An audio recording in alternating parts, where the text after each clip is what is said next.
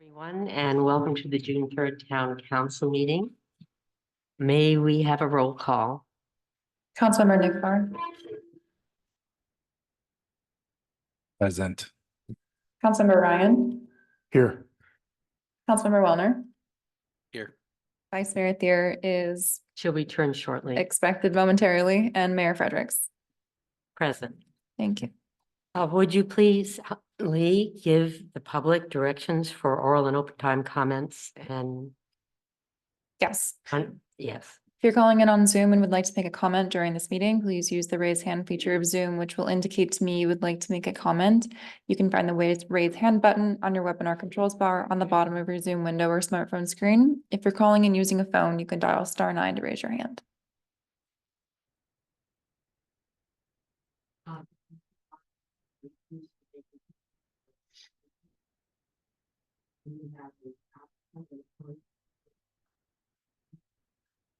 So rolling it back, it's time for interviews for vacancies on boards and commissions. We have one applicant for a vacancy on the Library Agents Board of Trustees, recommended by the Reunion School District. Pamela Goldman.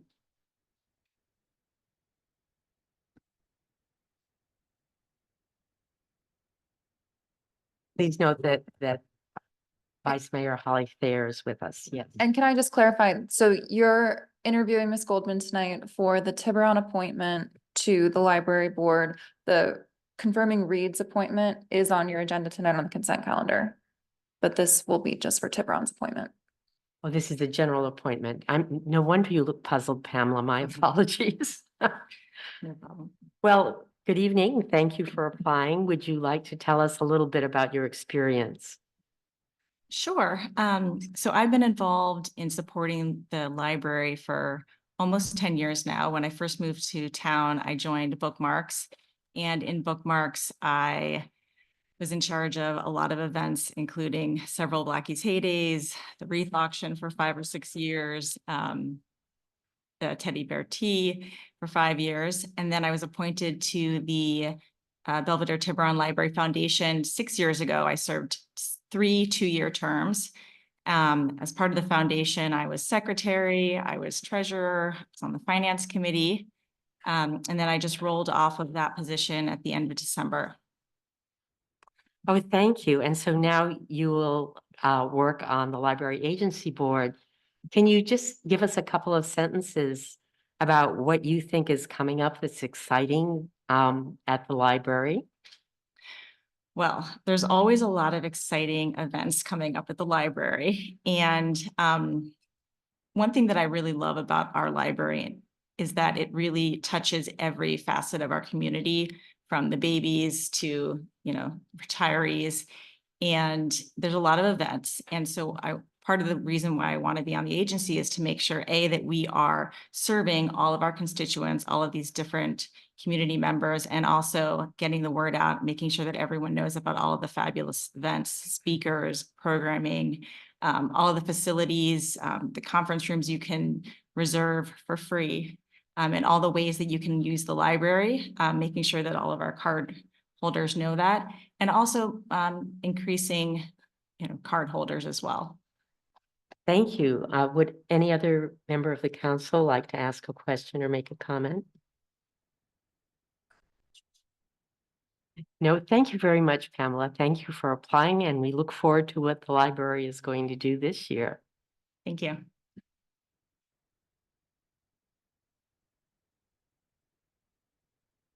All right, we move now to the consent calendar. Would any member of the public like to remove an item from the We have consent calendar? general public comment first before the consent calendar. Okay, I thought Lee covered that. All right. This is open time for comment that is not on the agenda. Would any member of the public like to comment on any issue or item not on the agenda? Yes. Are you saying hello, or would you like to make a comment? Come.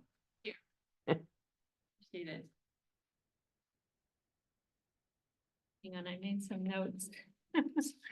Sorry, I didn't expect it to happen so quickly. Okay. My name is Chelsea Young. I am a resident in Tiburon. I live in the Bel Air neighborhood. I have three sons, and professionally, I work as a mental health provider to kids in California. And so my comments are motivated by that. A group of moms with young children, we've been reviewing the master plan and trying to provide input, master plan for parks and recreation, and trying to provide input along the way. And I love that there's been so much outreach from the town council and Post and WRT. And we are invested in a number of topics, and we've been communicating amongst ourselves about how we can help. So from my perspective, I see that, teenagers are experiencing a mental health crisis, as we all know. So I've been wondering what we can do as a community to improve their sense of independence and belonging, which are two factors that can reduce anxiety and depression. And I think our kids need more spaces where they can safely congregate, preferably, independently with minimal adult supervision and in natural settings. So I was reviewing the budget for the upcoming years, and I was very encouraged to see that the town council is actively working toward the same goal of beautifying our public spaces for kids to use, as evidenced by your budgeting priorities. But in terms of the nitty-gritty details of how to allocate the money, I think my top priorities would be, number one, to beautify the Bel Air mini park, which selfishly is in my backyard, essentially out my back gate, but it's really not a hospitable place. The grass is not maintained. There's a lot of dog poop. I really don't see too many kids hanging out there, including my own. They don't really want to go out there. So adding native plants, adding a picnic table, just making it like a welcoming space for all ages. My priority number two would be where the sanitation pools are going to be, removed, to do a little splash park and a covered picnic area, so that could be an area for, families to congregate, and that would appeal to teenagers as well. And number three would be coordinating with Caltrans to improve the safety of the bike lanes, because I know they're doing their repaving project. Looking at, the traffic, particularly along Tiburon Boulevard, so that kids can safely cross from Bel Air to get to downtown. And then looking at the multi-use old rail trail so that kids aren't, getting run over if they're going slow and bikers are going fast. So again, the kind of overarching goal would be improving independence for kids and teens, and then improving community and belonging so that they have places they can congregate, they can get there independently. I think that could really benefit not just our kids, but our entire town. Thank you. Thank you very much.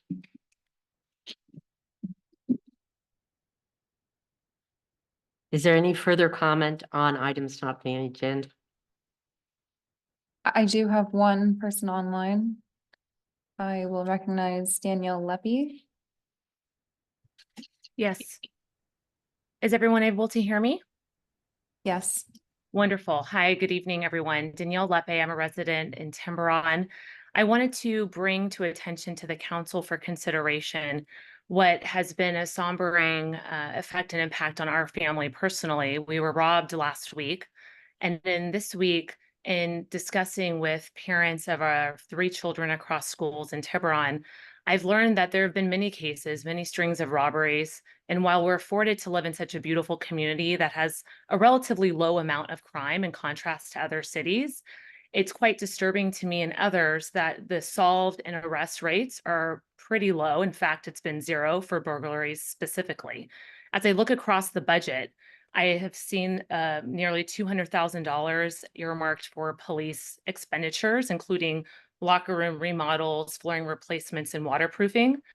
I am not here this evening virtually to say that those aren't needed spending items on the budget, but I would like for the council to consider investing in either a detective on the police force that can help start to solve and be more proactive in these types of crimes, and or a consultant that can come in and to help provide some critical competencies that I believe are required as we think about pragmatic stopping and blocking of those that are burglarizing our homes and community, and thinking about how we can be more strategic with roadblocks. Another item I would like for consideration, when we moved to here 5 years ago from San Francisco, my husband and I somewhat naively thought that our home was somewhat insulated, being up in Hill Haven in a cul-de-sac. We were aware of street cameras that captured license plate, but frankly, those have proved to not be very fruitful in these types of burglaries. So one idea, I know the cost as given to us by the police department is roughly $6,000 to include additional cameras. So that could potentially be another solve that the council could consider as we look forward to the 24-25 budget. But in summary, I do believe that as we think about Paradise K, Gilmartin, Belvedere, certainly our home as well, we should be pushing for resolution on some of these types of crimes that are very costly to homeowners and very concerning and terrifying for those residents. Thank you. Thank you very much. Is there any further comment? Yes, next speaker, please. And let me remind the speakers that this is open time for issues and items that are not on the agenda. The budget is on the agenda. And I think there's someone. I've got somebody online, sorry. That's all right. I see the person there ready to speak as well. So I will keep this brief. My name is Emily. I'm an 8-year resident of Tiburon, and well, certainly not directly related to the budget, and therefore offering this comment here. I'm hoping that the council will keep in mind very much as you consider all of your planning over the next year and for the forthcoming 10, 15 years of the master plan, really thinking about what's coming forth out of the Parks and Rec master plan at this time, and really thinking about moving forward towards action. I want to echo some of what's been said here and what's said at previous post meetings, and thinking about, in particular, the youth of this town and the children, and how we as a community invest so beautifully in our public spaces in so many ways, and so beautifully in our children in so many ways. And yet there seems to be a lot of room for improvement, and a lot of spaces that we saw with this great master planning process that's been happening and the reports coming in. And I just really want to urge the council to see what's coming forth from this, and to hopefully move forward with some significant action when we talk about amenities, when we talk about basic maintenance, and when we talk about investing in infrastructure that improves the accessibility and the safety and the ability for our children to enjoy this town. Thank you. Is there any further public comment?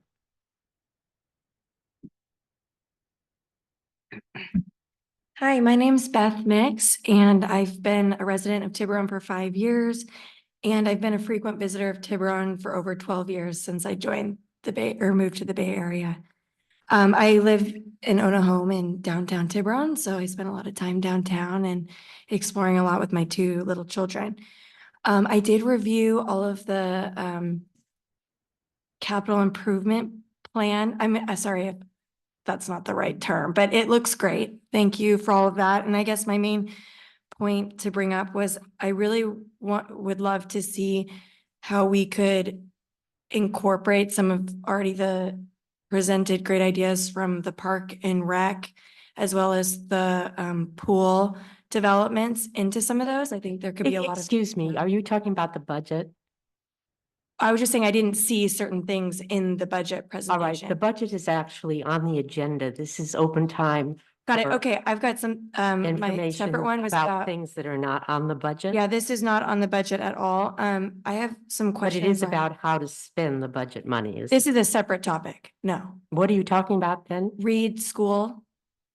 Is that something that's in the scope of the I don't town? think any of this is in the budget or on the agenda, so. But I'm trying to understand. I read through the capital improvement plan All right, and I that is, saw that there were some things that weren't in there that. and could that parallel. this is on the agenda. Okay, right? so we can come back to that, but separately, something that I was looking for some guidance on is the Reed School playground. My children frequently play there. I think there's some safety concerns that haven't been addressed there, and I was wondering if that's something that we could look into. Specifically, there's a part of the toddler playground that has a big drop off, and there was caution tape for several months there, and now the caution tape's removed. So someone could just, or a child could just walk off and fall. So I wanted to see if you had any guidance for me on how we could move that forward so that no one gets hurt at school. Well, let me ask staff, is this Reed Union School District? It's a school matter. It's a school district matter. That's not in the scope of the town of Tiburon Town Hall. No. Separate agency. Separate? Okay, thank you. Thank you very much. Any further public comment on items not on the agenda? I think it's also worth clarifying that the time to comment on the capital improvement plan and the budget is later in the meeting. So if you have all the comments you have for that, come back up during that time. And we want to hear them, right? It's just at a different time in the meeting. I want to make sure that was clear. It wasn't that. Yes, it was at a different time of the meeting, but if you've covered your topics, we've got it on the record now. Thank you. All right, we'll move on now to the consent calendar. Would any member of the public like to move anything off the consent calendar?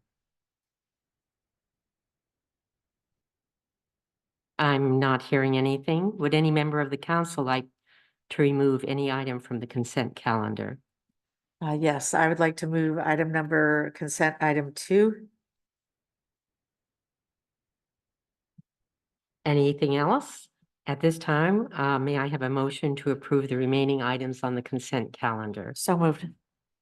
Second. All in favor? Aye. Yes. Let's move back now to consent item number 2, adopt a resolution denying appellant 2's and conditionally granting appellant 1's appeals of the DRB approval of the site plan, etc. Yes, Madam Mayor, I have pulled this item as I was not present during this appeal, so I will not be voting on it. I will be recusing myself. All right, then will someone who was here make a motion to approve this item? So moved. And a Second. All in favor? Aye. Aye. We move now to action items. The first item is appointment to town boards. Consider making one appointment to the Belvedere Tiburon Library Agency Board of Trustees. Any discussion? I would like to move that we appoint Pamela Goldman to the library board. Is there a second? Second. All in favor? Yes. Aye. Open up for public comment first. Let's just open up for. Oh, public sorry. Is there public comment on this item Seeing none. online? All right, we have a motion and a second. All in favor? Yes. Aye. Move now to item number 2, an appointment of a delegate to attend the ABAG General Assembly. Is there a staff report?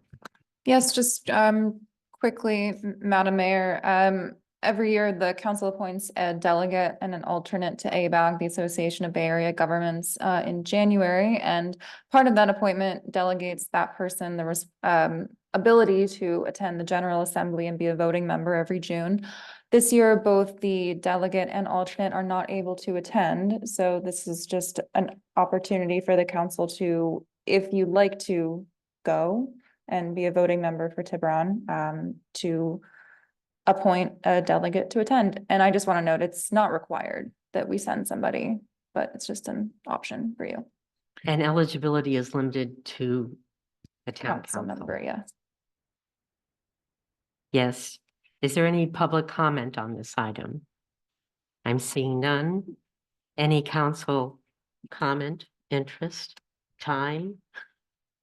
I can't go. It's June 21st. I'm not available. Any nominations? I think we regrettably will be absent. But the kind of issues that are discussed here, we can cover by, they usually have post-meeting slides and information if anyone on the council is interested in following it up. This is the body that makes our RHNA appointments, regional housing number, parcels it out from HCD to the individual jurisdictions. There's a lot of legislative action on this issue, but it's mostly at the legislature's level of trying to get how these numbers are assigned, legislated in a different and fairer way. We'll move on now. I have a question. Yeah. Is anything at this General Assembly going to be decided that would directly impact Tiburon? I haven't seen the agenda, but usually it affects everybody or a subset, and I have no idea without seeing the agenda. If you're interested, I'm happy to nominate you. You should go. You know what? It's really educational about local government, and there's so much push for us to consolidate various projects we have to undertake. From consolidating transportation agencies, which affects us indirectly through the attempts to consolidate Sonoma, Napa, Marin, and San Francisco. There are other things like future sea level rise projects, where here at the local level at the county, a consultant was just hired to see how we can coordinate our planning. This kind of project also occurs at the region, so you get a broader picture of that. Yeah, okay. Okay, so I'd nominate Good. Isaac McFar to be the substitute delegate for Tiburon. And I second it. Thank you very much. Mhm. All in favor? Aye, thanks, Isaac. All right, we move on now to item A3, Mill Valley Refuse Service. Reminding everybody that we will consider a 5-year extension of the current agreement and make a decision by making no decision. Let me have a staff report. Yes, Madam Mayor, thank you. Members of the council. So the current franchise agreement the town has with Mill Valley Refuse for both residential and commercial solid waste collection services was signed in 2011, and that was the effective date, July 1st, 2011. That agreement had an initial 10-year term, but also had 2 5-year potential extensions that would occur automatically if the council did not indicate otherwise. The deadline for exercising the first extension, which goes from 2021 to 2026, the deadline for making that decision was 2016. And in 2016, council met, discussed the matter, and chose to allow the first 5-year extension to move forward. So that extended the agreement from 21 to 26. Initially, the deadline for deciding whether to exercise a second extension, that initial deadline was actually in 2021. At the time, council discussed the matter and directed staff to seek an amendment to the agreement, which would extend that deadline. Mill Valley Refuse was amenable to that, and we signed a first amendment to the agreement, extending the deadline to make the decision from 2021 to 2024. So the deadline now is June 30th, 2024, just a few weeks from now. So again, the biggest decision council needs to make is if they choose to allow the second extension to go forward. Back in 2021, you had authorized us to have a franchise analysis done by R3 Consulting. And several months ago, we brought this matter up as a discussion item. And at that meeting, you directed us to have R3 do an update to that. So now we have Rose Radford, who's with R3 Consulting. She's joining us via Zoom, and she's also going to walk us through her presentation related to the update analysis. Hi, good evening. Can you hear me all right? Yes. Perfect. Yes, thank you for having me this evening. We will try to keep this brief, as I know that you've already heard a little bit about this earlier this year. I'm Rose Radford with R3 Consulting. R3 works on only solid waste matters, and I only work with local government jurisdictions, really essentially on their contracts with solid waste providers. So that's who we are. I was involved and co-authored the 2021 report, and I'm very active in hauler negotiations in the Greater Bay Area generally. So yeah, this evening I will go through briefly some more background, add some more detail, discuss our findings, which are also provided in our report, provide a visualization of our rate survey, which is the substantial effort that we made in updating our prior report, and provide an overview of your next steps. So Mill Valley Refuse has a exclusive franchise agreement to provide garbage recycling or organics collection within your jurisdiction, and it covers all residential and commercial customers. I think Greg already discussed the term details, so I'm going to skip that piece. But our purpose this evening is to update our analysis and evaluation of the Mill Valley Refuse contract extension opportunity. The summary of our findings: the appetite for competition in solid waste services generally remains low, similar to 2021. We're finding a lot of agencies are choosing not to extend not to put their agreements out for bid because a lot of haulers are just not proposing or proposing at costs that are higher than the incumbent haulers. And in addition, because of your geographic location, there's a very limited set of potential proposers. Your rates and services that are provided by Mill Valley Refuse remain comparable, just as they were in 2021 to your neighboring jurisdictions. And also your agreement broadly meets the industry standards and doesn't badly need updates. There have been some changes since 2021. The most significant is a change in Mill Valley Refuse service leadership. There's been a transition, which we see as very positive change. There are new regulations from the California Air Resources Board related to the Advanced Clean Fleet mandate, which is essentially a transition of garbage trucks to electric. There have been several years of high inflation and high interest rates recently, which have increased all haulers' costs.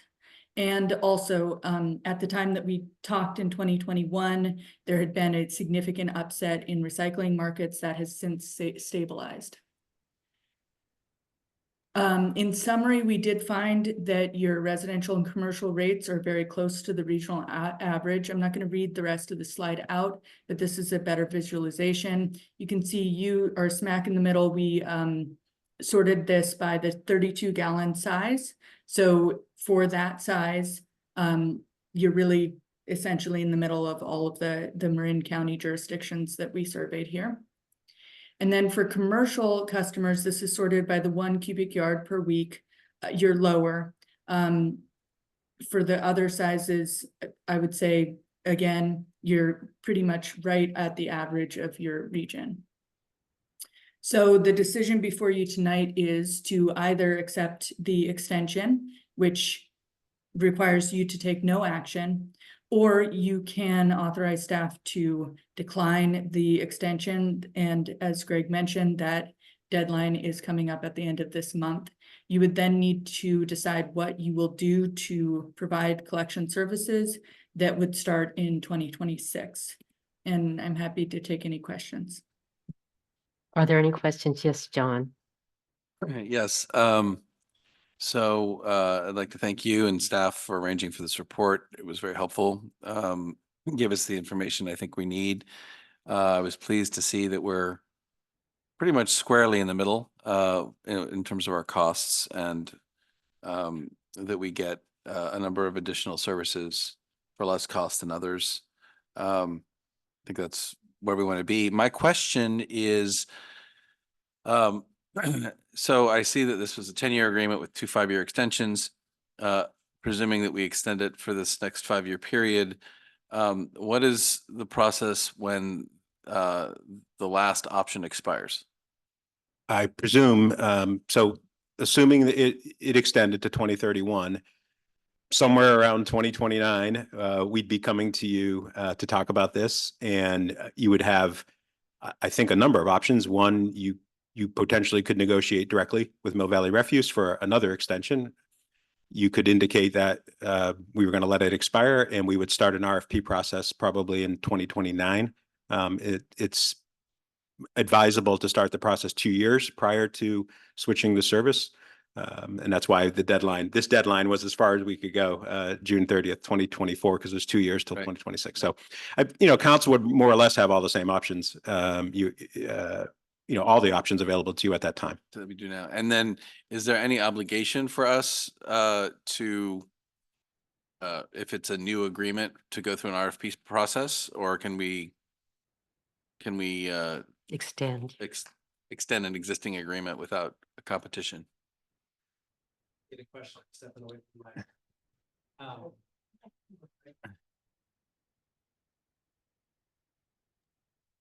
for this type of service, there's no obligation to an RFP. Okay. It's best practices for sure, but there's no obligation, no legal obligation. Okay. Thank you. Any further questions or comments? I am seeing none. That concludes the staff report. Is there any public? I'm sorry, what?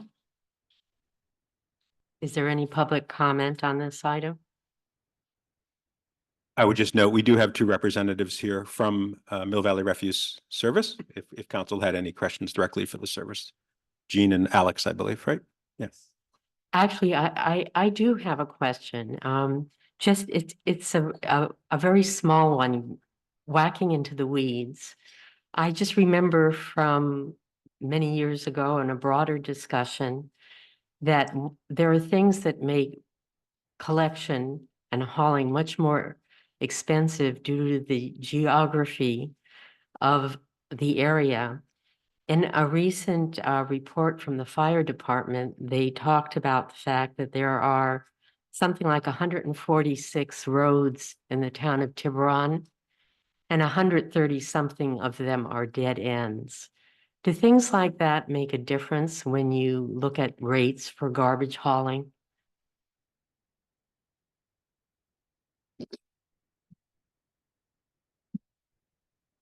Thank you for your question. It does make a difference in terms of topography between road conditions.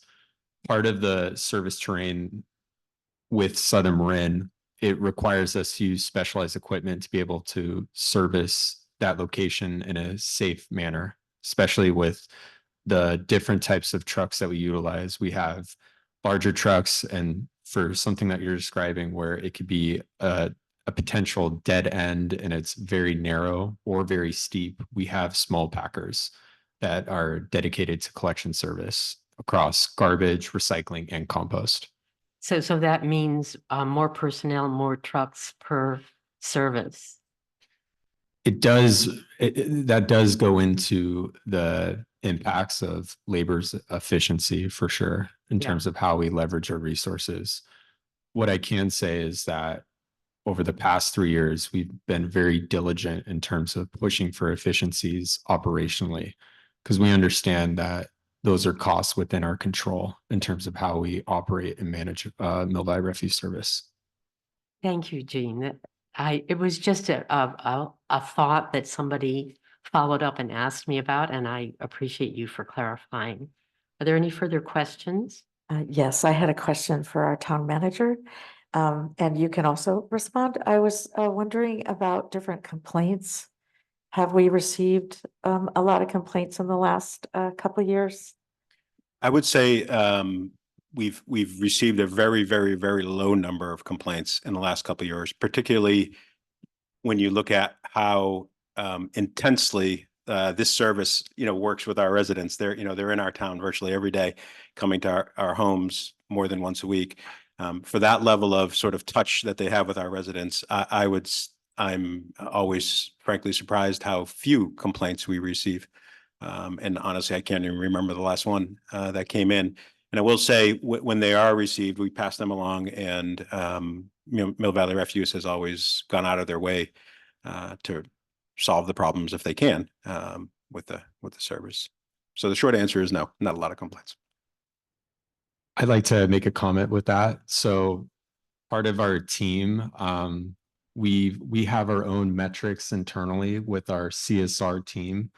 And we also talk regularly as to if there are issues with a stop, we have ways to look at data points as to whether or not the container is blocked, the container wasn't out, and then we're able to review customer related look at essentially their customer history profile to figure out what can we be doing more in terms of making sure it's 100% every day. We're very close to that, but it's part of us offering excellent customer service. So it's very important, and it is encouraging that with our CSR team in general, we meet regularly and discuss it. Also, good interactions. What are other interactions that we could be doing? Because it's very important to be able to pick up the phone and pick up someone's missed can, or if there was an issue like that. And we're obligated to do that too and rectify any mistakes within, I believe, a 48-hour period. So we're on it. We have a whole dispatch team, and that's part of Dave Biggio's responsibilities, who's my other managing partner. So thank you so much. Thank you. Any further questions from the council?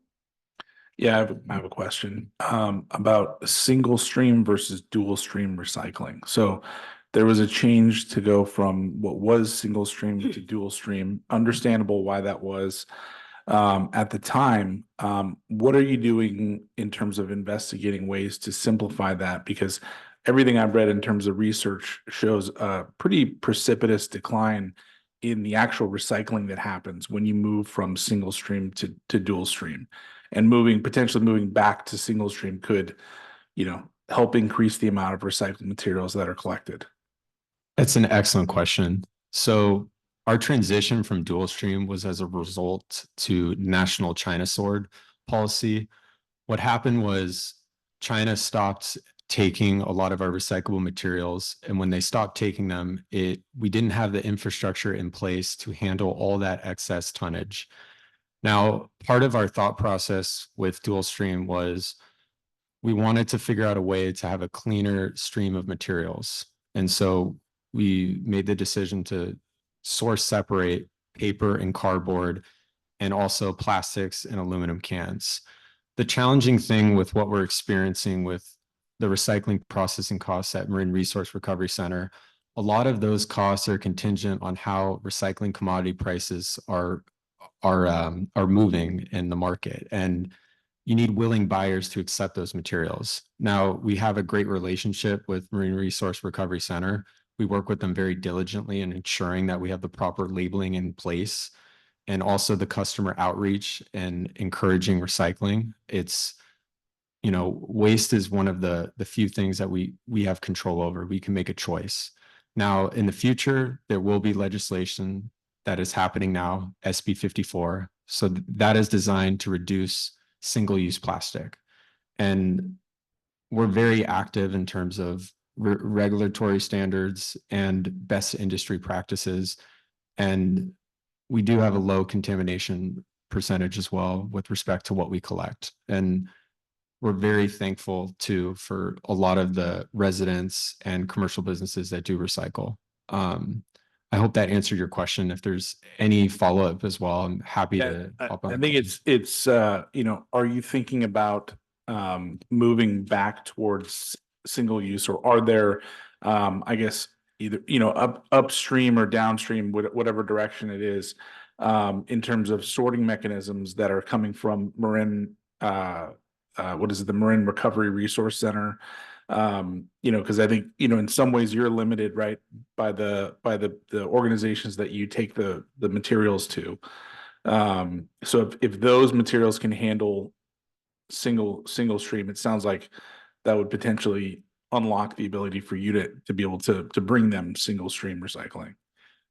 It's a great follow-up question. So part of what's happening with regulatory standards with recycling and increasing products that are going to be coming recycling, there is going to be a pathway where we go back from dual stream to single stream. It's just going to be requiring on different macroeconomic conditions involving recycling. Another challenging things as well is just ensuring that Marine Resource Recovery Center has the processes in place to also accept the material, because part of their collection standard is they do a split cart. We've transitioned to dual stream, and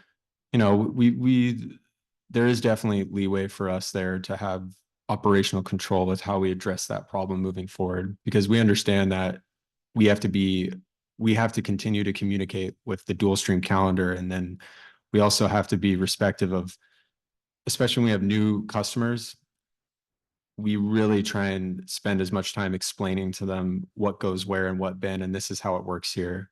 That's a California challenge where different counties, different cities, a lot of their collection methodologies is based on the facilities that are within its region.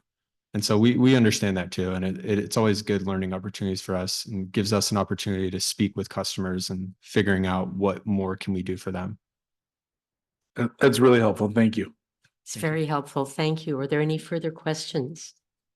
Thank you very much, I Jean. think we have a public comment. I was asking the council if they had any more questions of Jean. Well, there's public comment. I know you're there. All right, thank you, Jean. And before we move on, I want to correct a statistic I gave about the roads in Tiburon.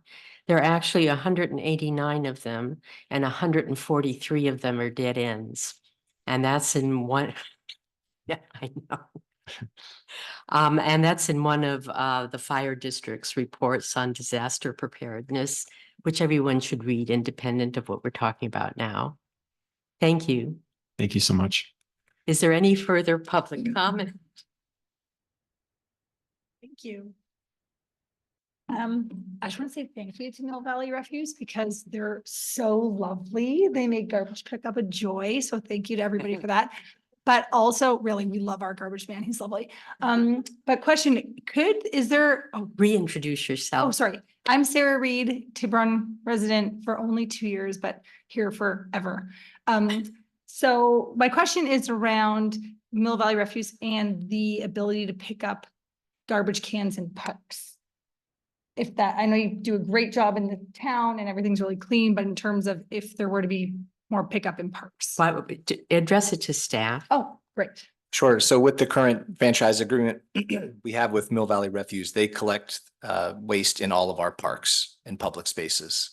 So if there were like a few extra garbage cans because to fix the dog poop problem, would that be covered in this new? Yes. And the number of receptacles and locations generally fluctuates just depending on need. Great. So in this new plan to do the next 10 years, it would be okay if there's a few extra garbage cans in the parks. We're open to discussion on it. Great. Thank you.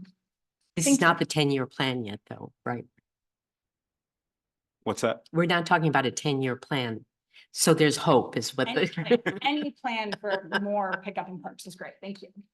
Is there any further public comment on this item? Yes. Please reintroduce yourself. My name is Chelsea. Yeah, my comment is for Mill Valley Refuse. I think there's a lot of confusion about the green bags, like the disposable, so-called disposable bags, whether they can go into the compost or not. And it like causes like a lot of distress between me and my husband because we disagree. So I'm just wondering if there could be some clarification around that. I have called in on this issue. I'll wrap it up. We're going to charge for that answer. It's part of the. Thank you for that question. So with part of where we take our compostable materials, we take them to WM Earth Care. And part of WM Earth Care is they have to take the compost has to be very clean in order for it to decompose from a 60 to 90 day period. And then it becomes through a soil reproduction process. The issue with compostable bags is that it disrupts that process in terms of how the compost is being converted into soil. What's very exciting is we've actually recently been talking with an emerging technology with composting where it's essentially dehydrating food. So it's taking 80% of the water out of it. And it's been a really, we're 2 weeks in using it, and it's made the whole experience of composting, especially in the kitchen, a lot more easier and very cleaner too. I think I struggle with this as well. As I compost at home, I use the compostable bags, but I dump the food waste into the compost bin, and then the compostable bag, unfortunately, because it's just, single use, it ends up in the trash bin. I do think that there is going to be more clarity in terms of, especially the messaging involved with how these products are being labeled and described. But, we still manage and deal with that, but we continue to try and enforce labeling on all of our compost carts to ensure has the right materials are entering into that stream. Thank you. Thank you, Jean. Is there any further public comment? Any online? Seeing none. Bring it back to council. Is there a council discussion? Yes, I'd like to, I have a discussion, Madam Mayor. I wanted to talk a little bit about this. A couple years ago, when Mill Valley Refuse came before us, there were a lot of service issues. And so that's why I asked the question about how many complaints we were getting. I know since then, there's been a complaint handling process has been improved. And I want to thank you for that. You know, anytime you're interacting with our residents this closely, there's going to be some issues that happen. So it's of my opinion that I would like to move that we do the 5-year extension on the current franchise agreement. Well, I know that my colleagues will have things to say, but I just wanted my opinion out there because I do think they're doing, they're doing a good job at being responsive to the residents. So I want to thank you for that. So just a process comment, we don't have to move, we have to take no action if we want to extend. So even though it sounds like there's a motion on the floor, there is not, but. I withdraw my non-motion. And we accept your support statement. Are there any other comments? Seeing none? Yes. Yeah. So I agree with Councilmember or Vice Mayor Thier, but I'm going to say it a different way. I don't support directing staff to give them a notice of non-renewal. For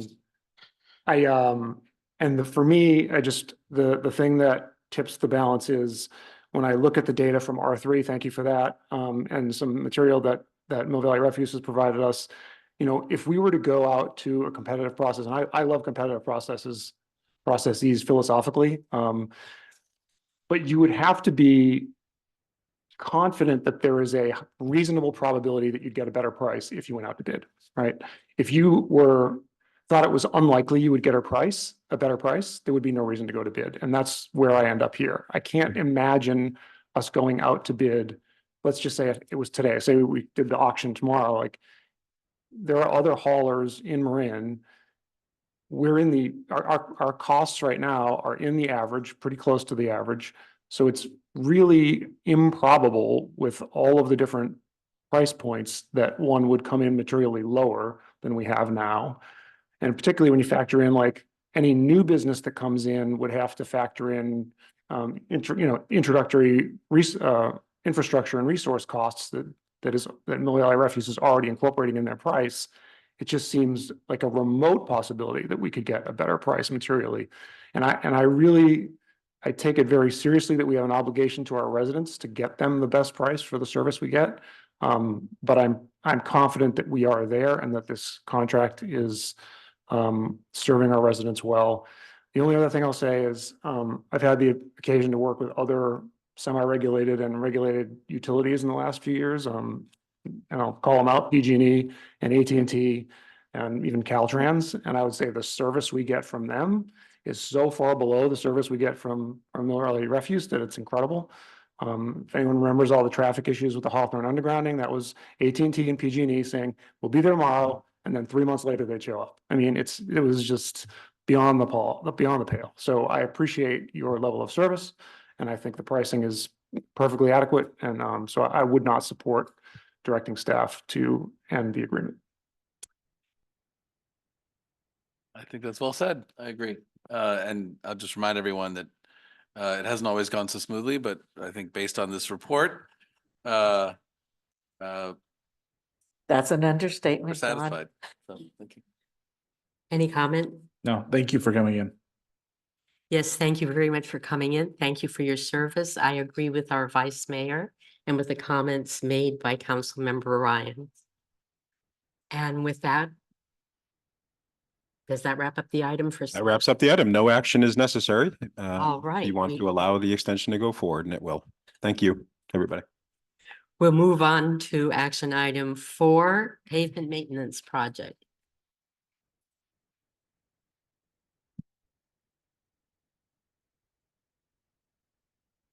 Good evening, Madam Mayor, council members, members of the public.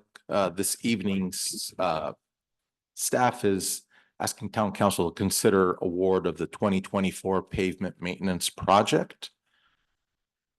Summary request is authorize the town manager to approve the award contract for the 2024 pavement maintenance project to JV Lucas Paving, Inc. for $998,832. and authorize the town manager to approve construction contract change orders up to 10% of the construction contract amount for unforeseen construction issues.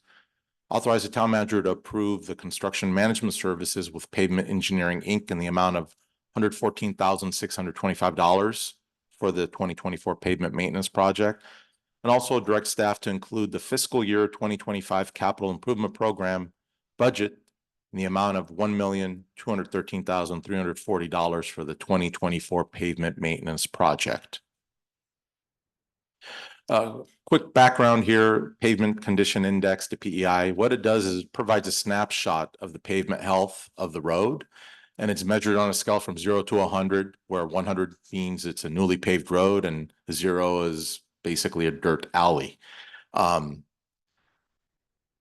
We have our network. We have 36 center miles of paved road in Tiburon, 2.2 miles arterial, 3.17 are collectors, 28.39 miles are residential, and 2.23 miles are other. Our average PCI currently measured in 2021 in the town of Tiburon is 74. And if we come back here, 74 is right there in the good to excellent, but close to good pavement. Here's a little wheel that pie chart that shows our network. Again, more than half of the street network, roadway network in Tiburon is good, 52%. We've got 24, almost 25% is fair, 14% is excellent. And then we have 8.5% that's in the poor and failed region. We went out to bid, and the engineer's opinion of probable cost for this project was $685,000. The project was put out to bid on April 17th of this year, and bids for the project were publicly opened on May 9th, 2024. The town received 3 bids for the project, JV Lucas Paving being the apparent low bidder at $998,832. QA Constructors came in at second low bidder at $1,147,300, and then Major Gelati Incorporated came in at $1,447,700. So what staff reviewed the bid submitted by JV Lucas, and we determined the following 4 items here: that they have a valid contractor's license, they have submitted all required forms, there are no bid irregularities, and that they're the lowest responsible and responsive bidder. Yes, the bid is over the engineer's estimate by $313,832, 37% above the engineer's estimate. And the difference between the low bidder and the second low bidder is about 14%. So they're very close to each other. Staff is recommending council also authorize the town manager to approve change orders not to exceed 10% of the contract amount to address any unforeseen items. On the left-hand side here, we have the fiscal year 2024 expended to date. Preliminary engineering, $22,330 for this project. And then for fiscal year 24-25, construction at $998,832. Contingency, 10% of that is almost $100,000, and then construction management, which includes material testing at close to $115,000, totaling $1,213,340. This map here shows where all of the work will take place.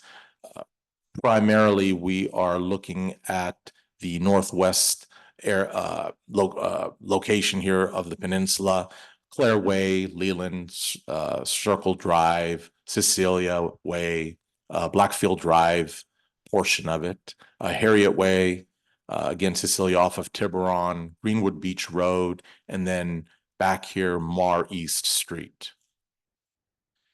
This right here, we broke down what the current PCI of the streets are, the street segments. As you note here, we do have 6 segments that are in the green, but they are on the verge of at risk. There are 70 or 71. Waiting another year would definitely put them in the blue range at risk. So these would be slurried streets, and this would really help bring their PCI up to the next level for the next 5 to 6 years or beyond.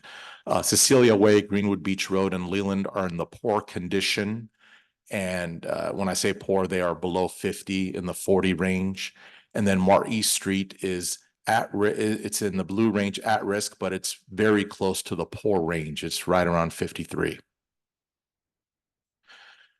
This is the proposed CIP budget for fiscal year 24-25. Utilized $766,310 from the Tiburon Street Impact Fund, which is less than what the proposed budget has in there, but the remainder would be used for design of the 2025 streets.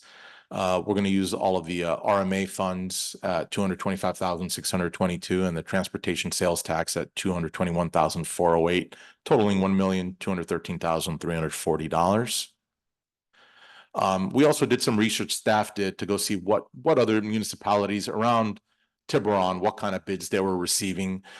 City of Mill Valley, they had their 2024 pavement maintenance project. They opened bids on March 7th, 2024. Their engineer's estimate was $1 million. The contractor, lowest parent contractor that got the award, came in at $1,232,364, so 23% over their engineer's estimate. City of Novato also went out with their project and opened bids March 26th. Again, their bids, lowest parent contractor was over by about 14%. And then the one that was very, we went out to Lafayette, we searched all over the Bay Area, and Lafayette was over by 48% for basically what we're doing, a surface ceiling project, and they opened bids May 1st of 2024. Again, back to recommendations. Again, we're asking town council to authorize the town manager to approve the award of contract of the 2024 pavement maintenance project to JV Lucas Paving for $998,832 and authorize the town manager to approve construction contract change orders up to 10% of the construction contract amount for unforeseen construction issues. Second, authorize the town manager to approve the construction management service contract with Pavement Engineering, Inc. in the amount of $114,625 for the project, and also direct staff to include the fiscal year 2025 capital improvement program budget in the amount of $1,213,340 for the 2024 pavement maintenance project. And with that said, both Patrick Kerslake and myself are here to answer any questions you may have. Are there any questions from council? Yes, I have a question. So the 2020 report on safe routes to school from TAM identified a couple of streets that are listed here for this project. One is Blackfield Drive. The other one is Greenwood Cove Road. What sort of post work changes or improvements are we looking at for those two roads?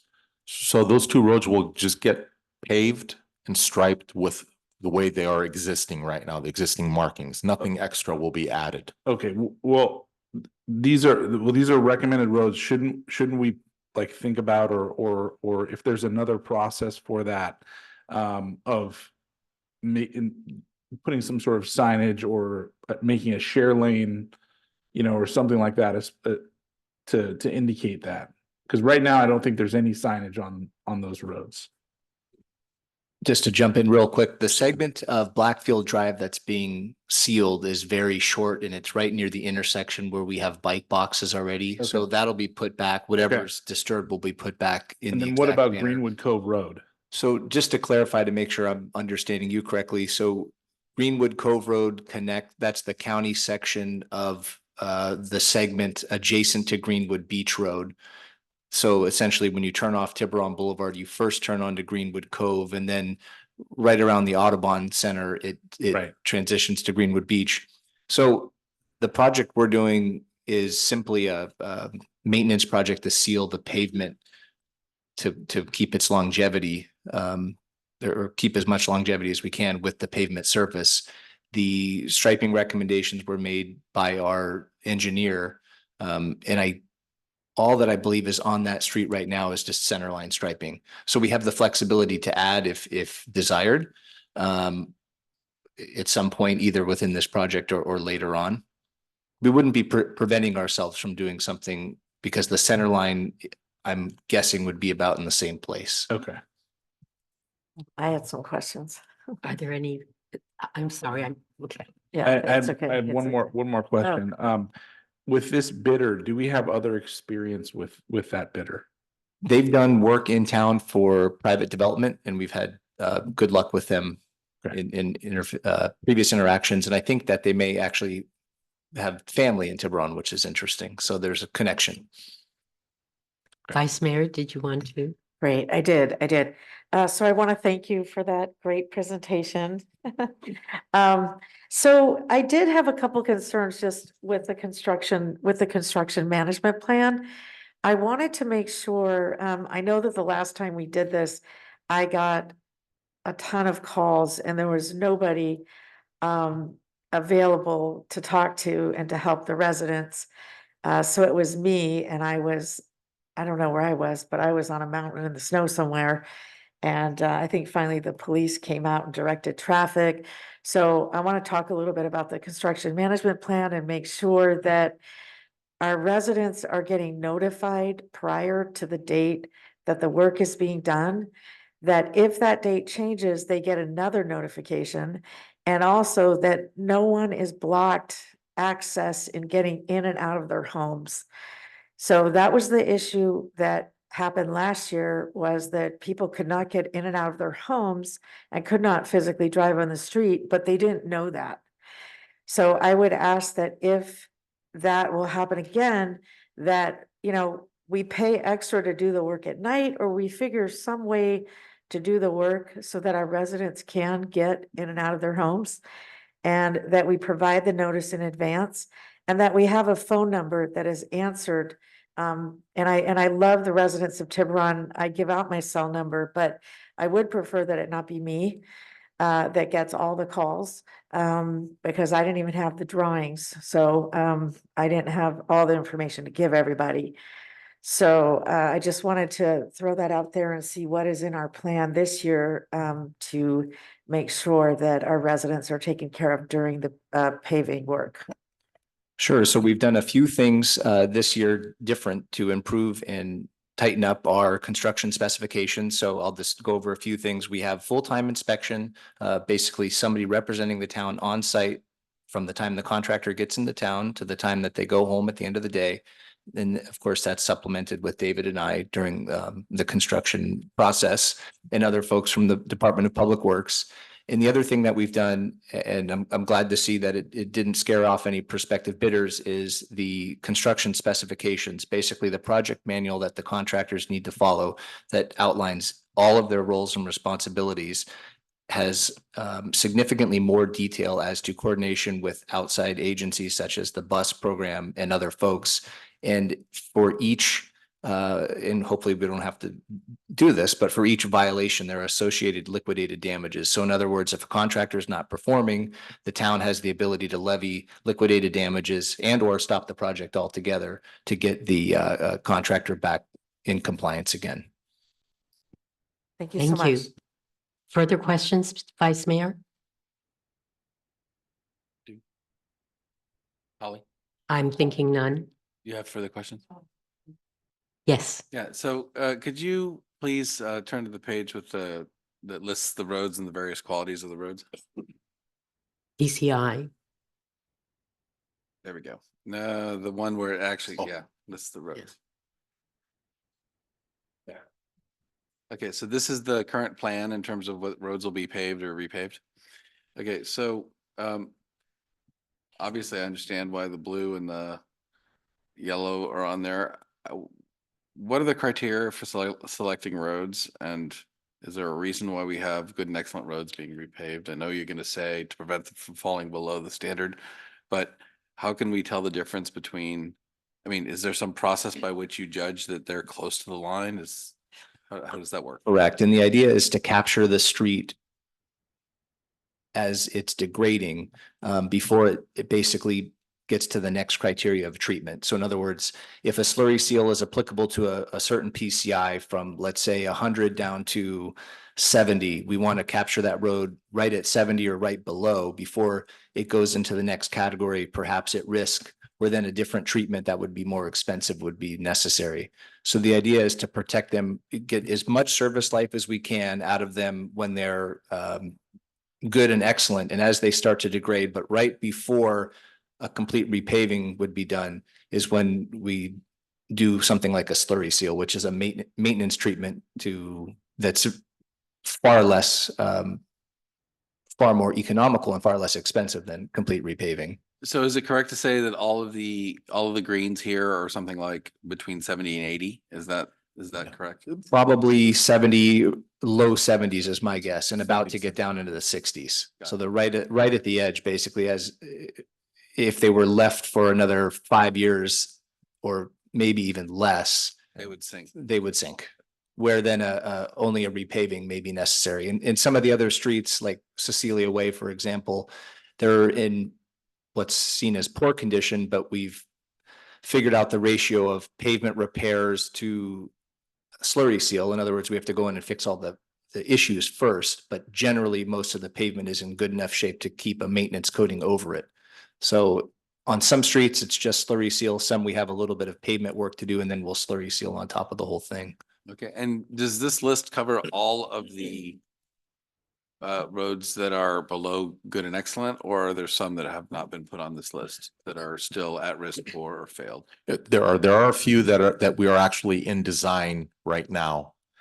So what happened was, a lot of these streets are from last year that we had to drop off that we brought back. So we're behind a cycle. So we're trying to play catch up now. So this fall, we're going to design the 2024, which includes some of the poor and failed streets in there, plus the current cycle that we just applied for RMRA funds.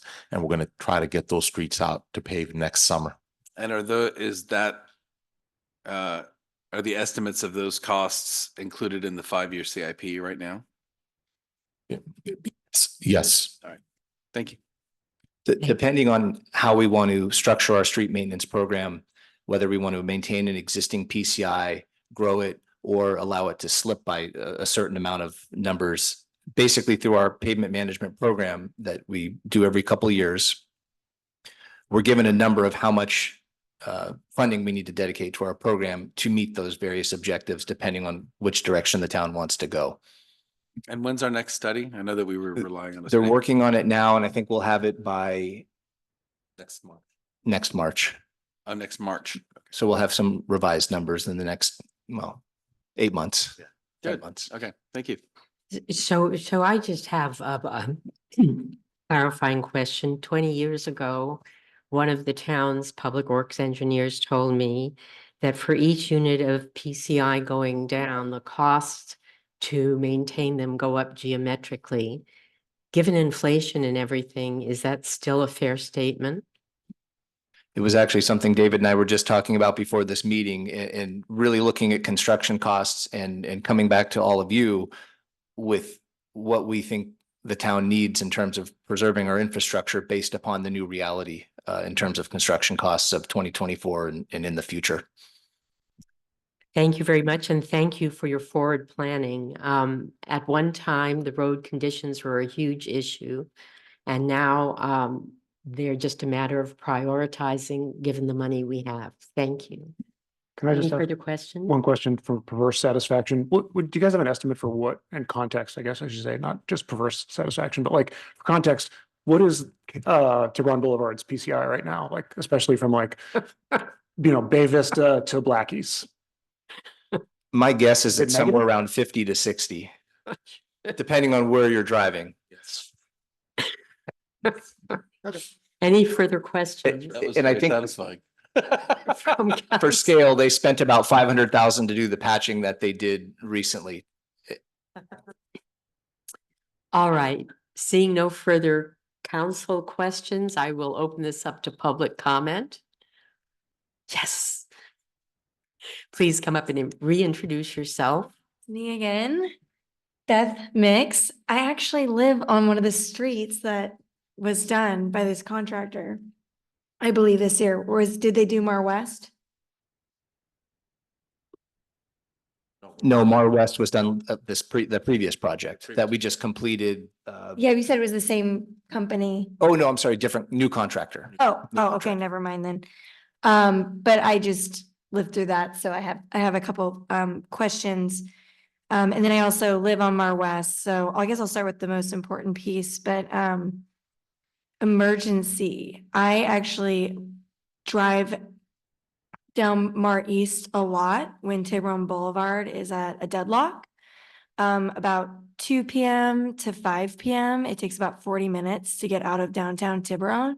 So a lot of the times when I see cars all the way backed up to the library, or I go Mar East. So my question is, if you're going to be working on Mar East, which totally makes sense, it needs updates. How are we supposed to get out of downtown Tiburon if you can't get out of Tiburon Boulevard? And to Alice's point, I found that really informative that there's so many dead end streets. And so I would hope that you would give us another outlet as a backup out of Tiburon. Because I use it actually quite a bit. It's like if you're late for an appointment or, there's a sinkhole, like there's a lot of times where I have to take the back route and I have to take Mar East. So I guess that's my question, Mar East is kind of an emergency route. And just to confirm, Mar East is below Paradise, just to make sure I'm hearing you correctly. Mar East runs parallel to Paradise Drive, and I'm thinking maybe you take Paradise Drive to get out of town. Yeah, if you can pull that map up, I can speak to it. I took a picture, so. Sure.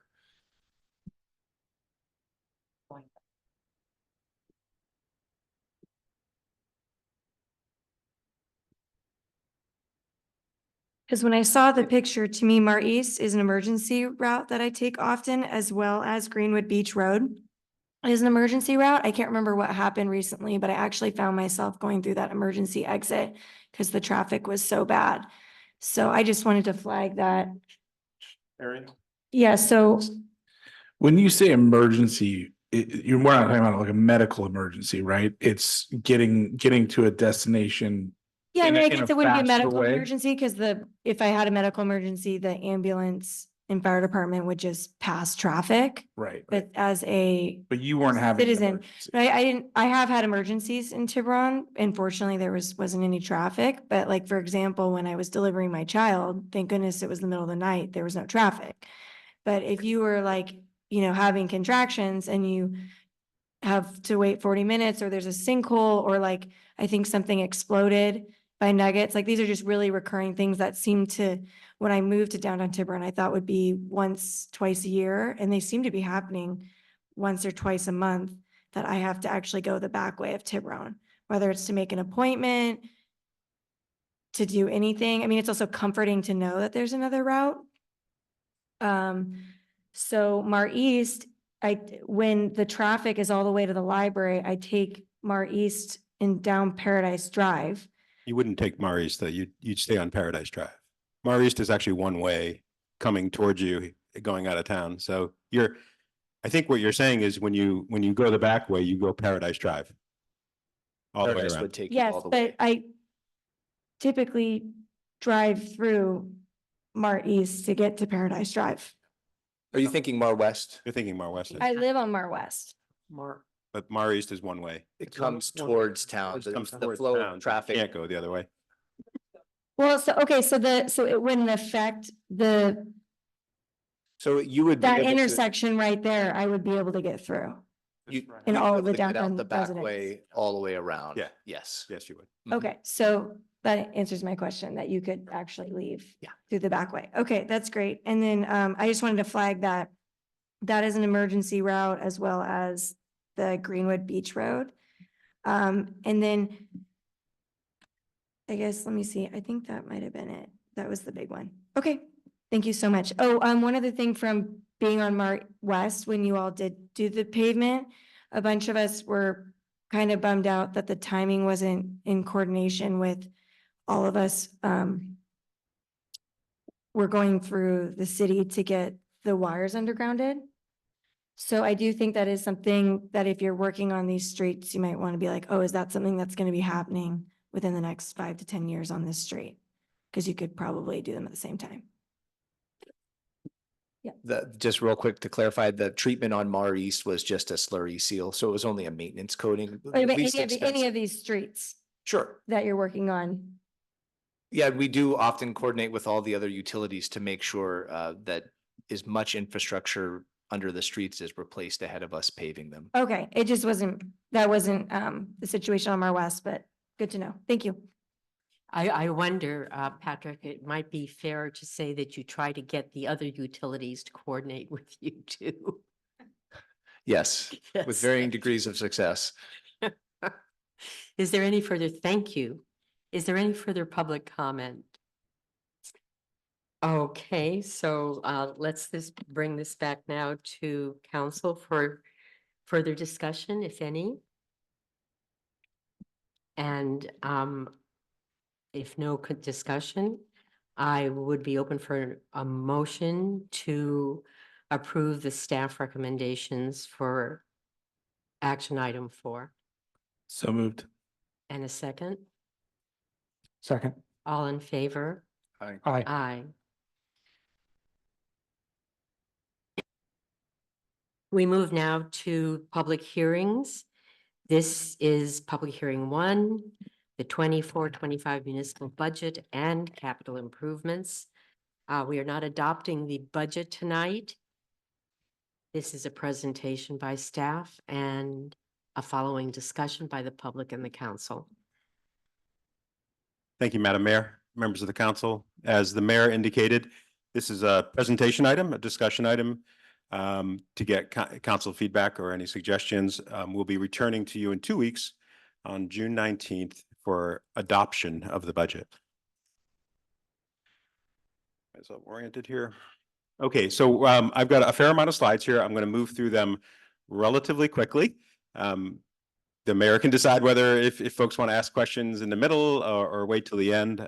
But what we're going to do is have a broad overview first of town appropriations for the year. We'll then talk a little bit about revenues and expenditures and then finish up with, we're going to recap the capital improvement plan. I'll remind council that on the 28th, we did have the CIP focused council meeting.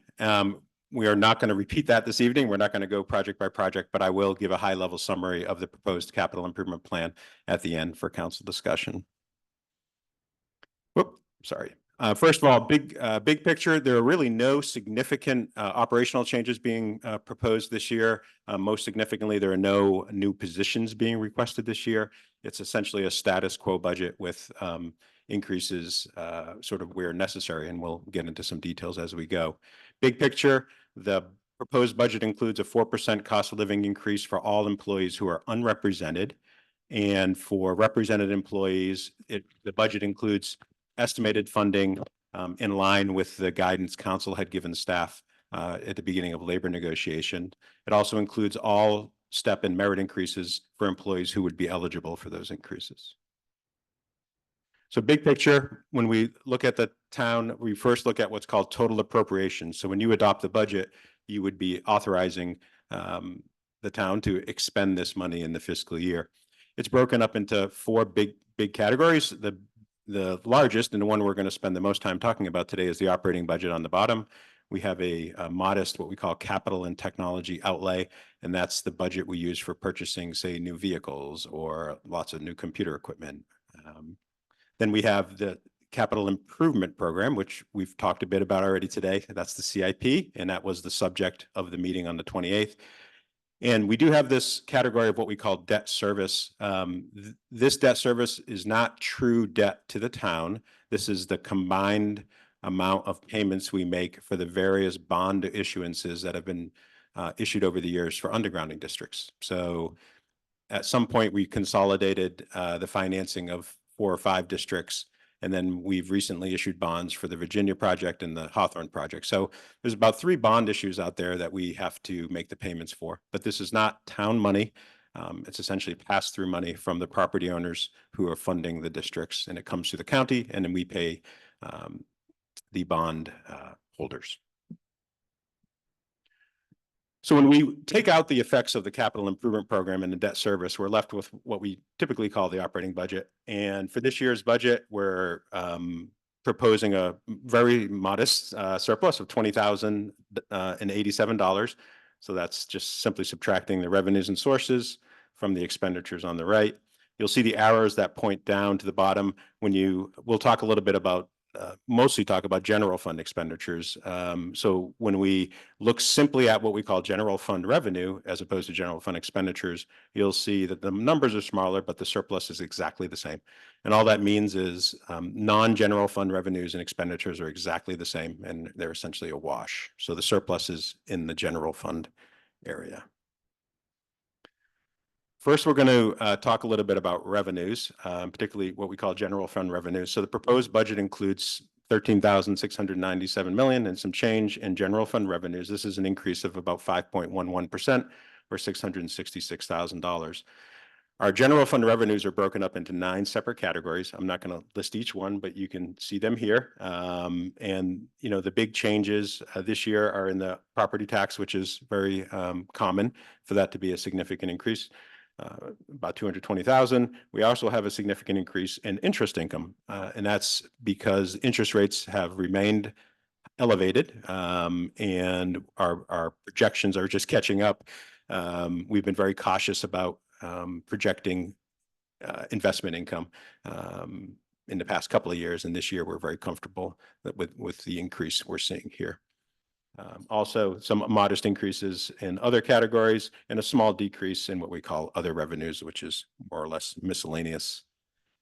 When we look at those 9 categories of revenue in a pie chart, you can see how that breaks out town-wide. So by far, the biggest category of taxes in total are property taxes on the right. And then if you combine those with what we call other taxes, you get a significant portion of our revenue. Those other taxes include sales tax and transient occupancy tax. Those are the 2 single biggest items in that other tax category.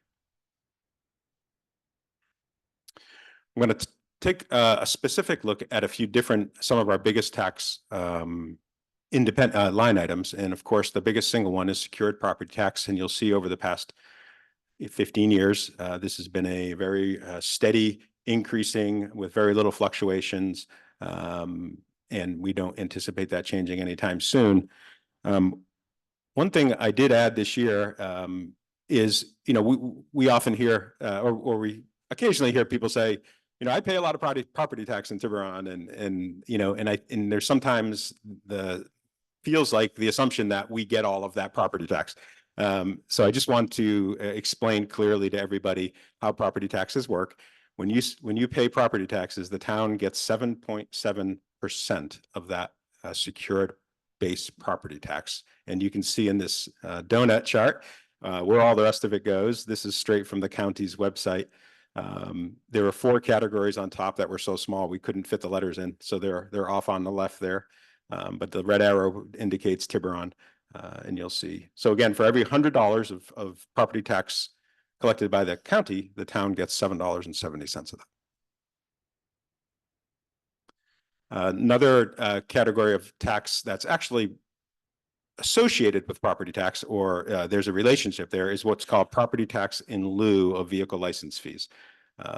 Don't ask me to explain it. It's one of the many, many, many tax arrangements the state has made over the years in terms of them trying to sort of claw back money from the towns. And this was one that was put in place many years ago. But as you can see, it tracks very closely in terms of percentage increases to the actual property tax.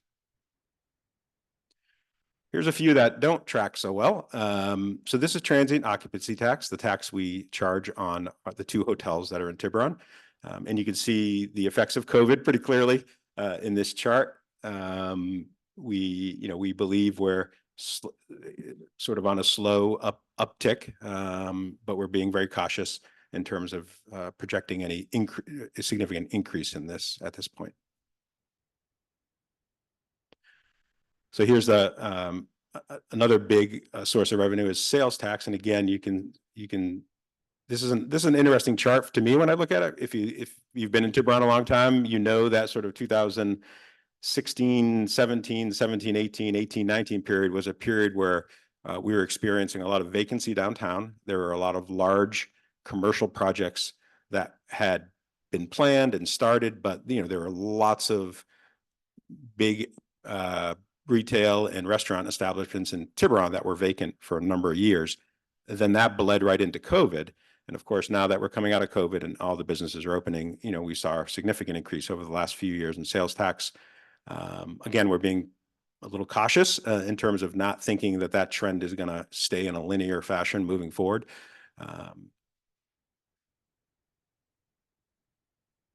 Another piece of information I wanted to add on sales tax is another one that I think some people think when they pay sales tax that the town gets all of the sales tax. That's not the case. The base sales tax in the state is 7.25%. And this is where that base sales tax goes. And you can see that of this in this chart that the town gets 1%.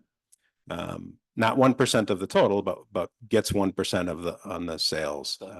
So 1% of the 7.25 actually goes to the town. And you can see where the rest goes on this chart. The other interesting thing is there are very few places in the state where the base sales tax is actually what you pay. And that's because special districts, towns, cities, counties are able to add sales tax amounts to the base sales tax.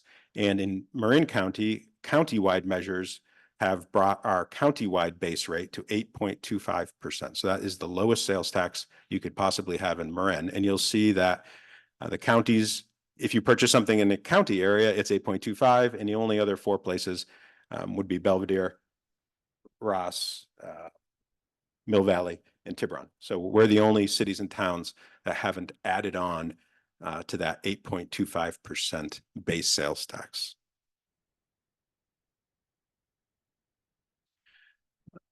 Another big portion of revenue is what we call the ERAF, or the Education Revenue Augmentation Fund, another state creation many years ago to essentially take money from the towns and cities and direct them to schools. Marin is one of the 3 counties in the state that has what's called excess ERAF, and that excess amount comes back to the towns in the counties that are affected. This amount tends to vary kind of wildly, and it's difficult to understand any projections of it moving forward. And the state is currently, there are a number of bills that are targeting ERAF. At this point, they seem like we're safe again, but the state is always trying to figure out ways to not allow the excess ERAF counties to keep that money. So we've been cautious over the years projecting this, and again, this is no different this year.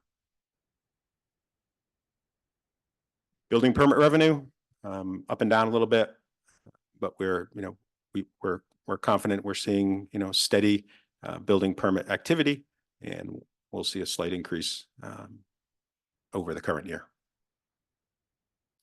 So that's it for revenues. We could stop and talk about revenues if you'd like right now, or I can just move right on onto the expenditure side. So just to comment, the latest attempt to kidnap excess ERAF was a bill that would redirect excess ERAF to charter schools, and it died last week. That is good news. Yes. The effect for Tiburon would have been very modest, but it was more the continued effort on the parts of the state to try to take money away from the towns and cities. Yes. Okay, so then I'm going to switch over to the expenditure side. And for what we call operating expenditures from the slide at the very beginning, is 16,690,000 and some change. That number includes a number of items that are not really related to the day-to-day operations of the town. The most significant of those is the pass-through of the tax money to the library. So even though the library agency is afforded its own slice of the property tax pie, for reasons that aren't clear to me, it's still routed through the town, and we get the money and then we cut a check to the library dollar for dollar, and there's no effect on the town's budget So when we talk, as we move forward, I'll be mostly talking about what I call general fund expenditures as opposed to operating expenditures. Big picture, salaries and benefits as a whole townwide are increasing about 211,000 or 2.63%. This is a little lower than you'd normally think, only because there are a couple of significant reductions in the salary and benefits line that are sort of skewing this lower than it normally would be. We'll talk a little bit about that when we get to the individual departments. But that's having the effect of removing about $125,000 from this that would otherwise be in there. So this is a little artificially low. As a reminder, the town has a total number of 43 employees, and 15 of those are in the Tiburon Police Association. We have 7 employees who are represented by SEIU, and then we have 21 unrepresented employees, 2 of which are work in the police department. So the draft, as I said earlier, the draft budget has estimated funding for the salary and benefit increases related to the bargaining units consistent with what council had directed us. It also includes a 4% cost of living increase and appropriate step and merit increases for unrepresented employees who are not at the top of their range. When we look at general fund expenditures, that's 13,677,000 and some change. This is how it breaks out in terms of categories that it funds. So again, salaries and wages and employee benefits combined to make up over 60% of our budget. When we look at that same number broken by department, this shows you that, and not unsurprisingly, the police department is the largest budget in the town, largely due to the fact that it's a 24/7 operation, and we're staffing 24 hours a day, 7 days a week. And I'm going to go very briefly through each department. This is the organizational chart for the town administration department. Again, none of the departments have any proposed changes to staffing. So these are the exact same org charts that you saw last year. 7 employees in admin. The town attorney, as you know, is a contract position, so that's not included as one of the VFTEs. The town's administration department is made up of what we call 4 divisions: legal services, administration, town hall, and legislative. And you can see how that same number, or this is the whole department budget, which is about 3.2 million, 3.1 million of general funds. And this is how those numbers break out. As a department, the overall increase in town administration is about 17.6% or $491,000. This is largely driven by an increase in contractual services. As council has heard me say, we have been experiencing very challenging staffing, particularly in our admin department, and council has been supportive over the last year of bringing in contract help through 2 contracts with consulting firms, Much More Consulting and Regional Government Services. Although I hope the staffing situation is going to improve in the last 6 months of the year here, last 6 months of the calendar year, it does coincide with the first 6 months of the fiscal year. And I do anticipate the need to continue to have consulting help come in even after the positions are filled, as there'll be a transition period where those new employees are going to have to get up to speed. So again, there's a total increase in the department of about 236,000 in contractual services. 150 of that is for what I just described. We're increasing the legal services budget by 60,000, and also we're incorporating the cost of our shared maintenance agreement with the library next door for landscaping services here. Department-wide staff salary and benefit increases of 135,000, and an increase in the diversity inclusion task force budget of 20,000. Switching to the Community Development Department, which oversees both planning and building. Again, no changes in staffing, 8 FTEs.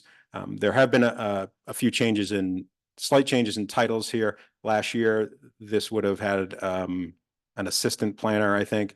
We now have what are called 2 associate planners instead of having an assistant and an associate. Otherwise, the department remains unchanged from an organizational perspective. They're made up of, as I mentioned, two departments, building inspection and planning, and you can see the relative sizes of their budgets.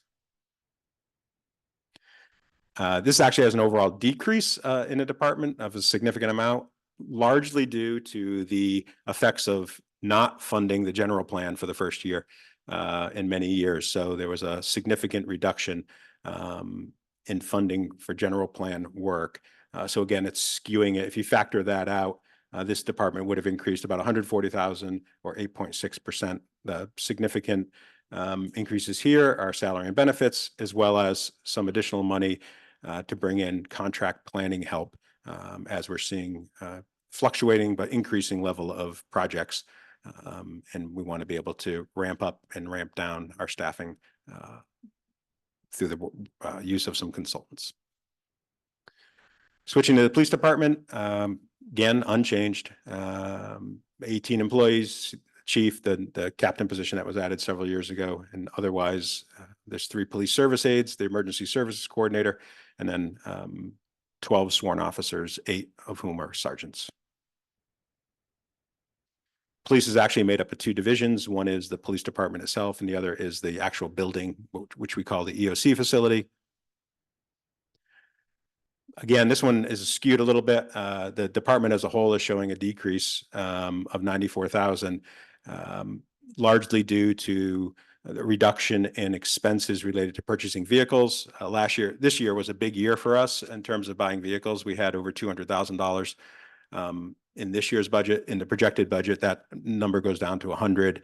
And also, this first item on the bottom, we removed a $75,000 line item for what we call a police trainee expense, as we don't anticipate tapping into those funds this year at all. We're fully staffed and actually have a police service aide who is just finishing up the academy. So we don't see the need to maintain that level of funding. Relative small increases in training and as well as emergency and disaster planning.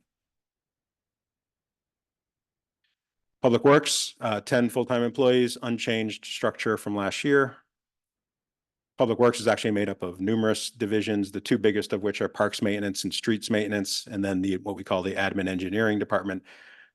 Those 3 combined to make up the vast majority of the department. We have smaller slices for the small department for the corporation yard itself, as well as for Cypress Hollow and what we call street and signal light maintenance.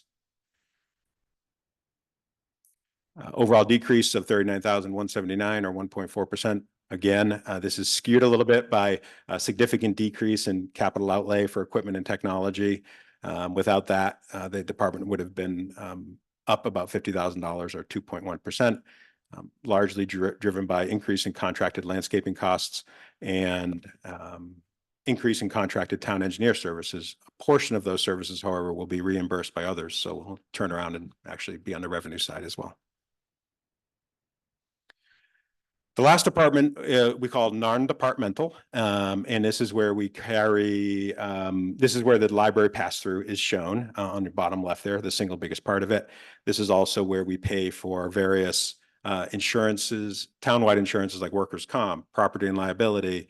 And this is also where we pay for all of the JPAs that we're members of, the Yellow Bus JPA, the Richardson Bay Sanitary District, and there's a whole host of outside organizations we're part of and we're required to contribute to. This department is proposed to increase by about 177,000 altogether, largely driven by a $130,000 increase in the library pass-through, which has no effect on our surplus or deficit. We have an overall insurance premium increase of close to $90,000. But we do have a slight decrease in what we call OPEB retiree benefits, somewhat offsetting that. So that's it for the departments. When we look at the big picture historically, these 2 lines show you what we call operating revenues versus expenditures over the past 15 or so years. I will note that this data point that where the green and the red are absolutely right on top of each other is the proposed budget for next year. So that represents a $20,000 difference between those 2 lines. And what normally happens is the reality is somewhat different. So last year when we came, those 2 points would have been the proposed points, and they would have been right on top of each other because last year's surplus was about $18,000 budgeted. In practice, we generally produce a surplus that varies in size from year to year through a combination of collecting more revenue than we anticipate or expenditures less than we had budgeted for.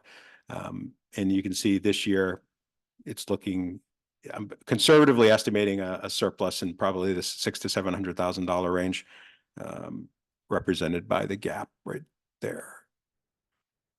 So again, don't be alarmed by the points coming together. That's our proposal. And if everything goes according to plan and history is a guide, we would produce a surplus in the coming year as well. All right, I mentioned that the other part of the budget is the CIP, which we covered in detail on the 28th, excuse me. I will briefly recap though, that the proposed CIP in total is $4,245,000. About a half hour ago, you approved a portion of that through the approval of the annual the streets program.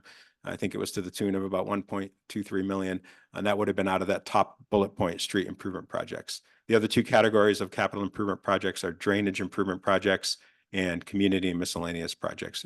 David and Patrick are here.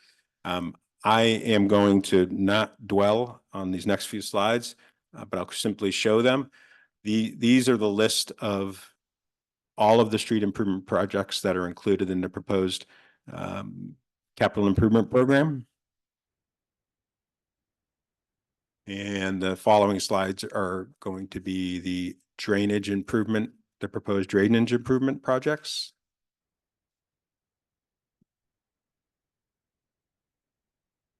And the next few slides are all what we call community miscellaneous building and community and miscellaneous, and those fall into three categories: buildings and facilities,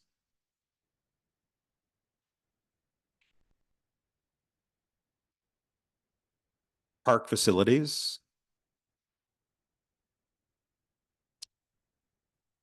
and then we have a last category of what we just call other. And in this category, it's the includes ongoing work on the Tiburon Boulevard fiber optic strategic plan phase 1, and then the traffic study that council recently approved as well. So that was it. I'm going to transition from capital improvement. We're happy to go back there at the end of the program if folks have questions, but I would be remiss if I didn't talk a little bit about long-term liabilities the town has. I mentioned earlier that we have no conventional debt, as in we don't have bond measures that we're paying for, but we do have two categories of long-term liability that related to pension and retiree medical health. So this first is what we call OPEB, which stands for Other Post-Employment Benefits. And for us, it's what we call the retiree medical benefits. This is a liability that we have to carry on our books. So it's actuarially calculated every year. And it's usually a couple of years behind. So this is the June 30, 2022 OPEB liability, which was calculated at $3.8 million.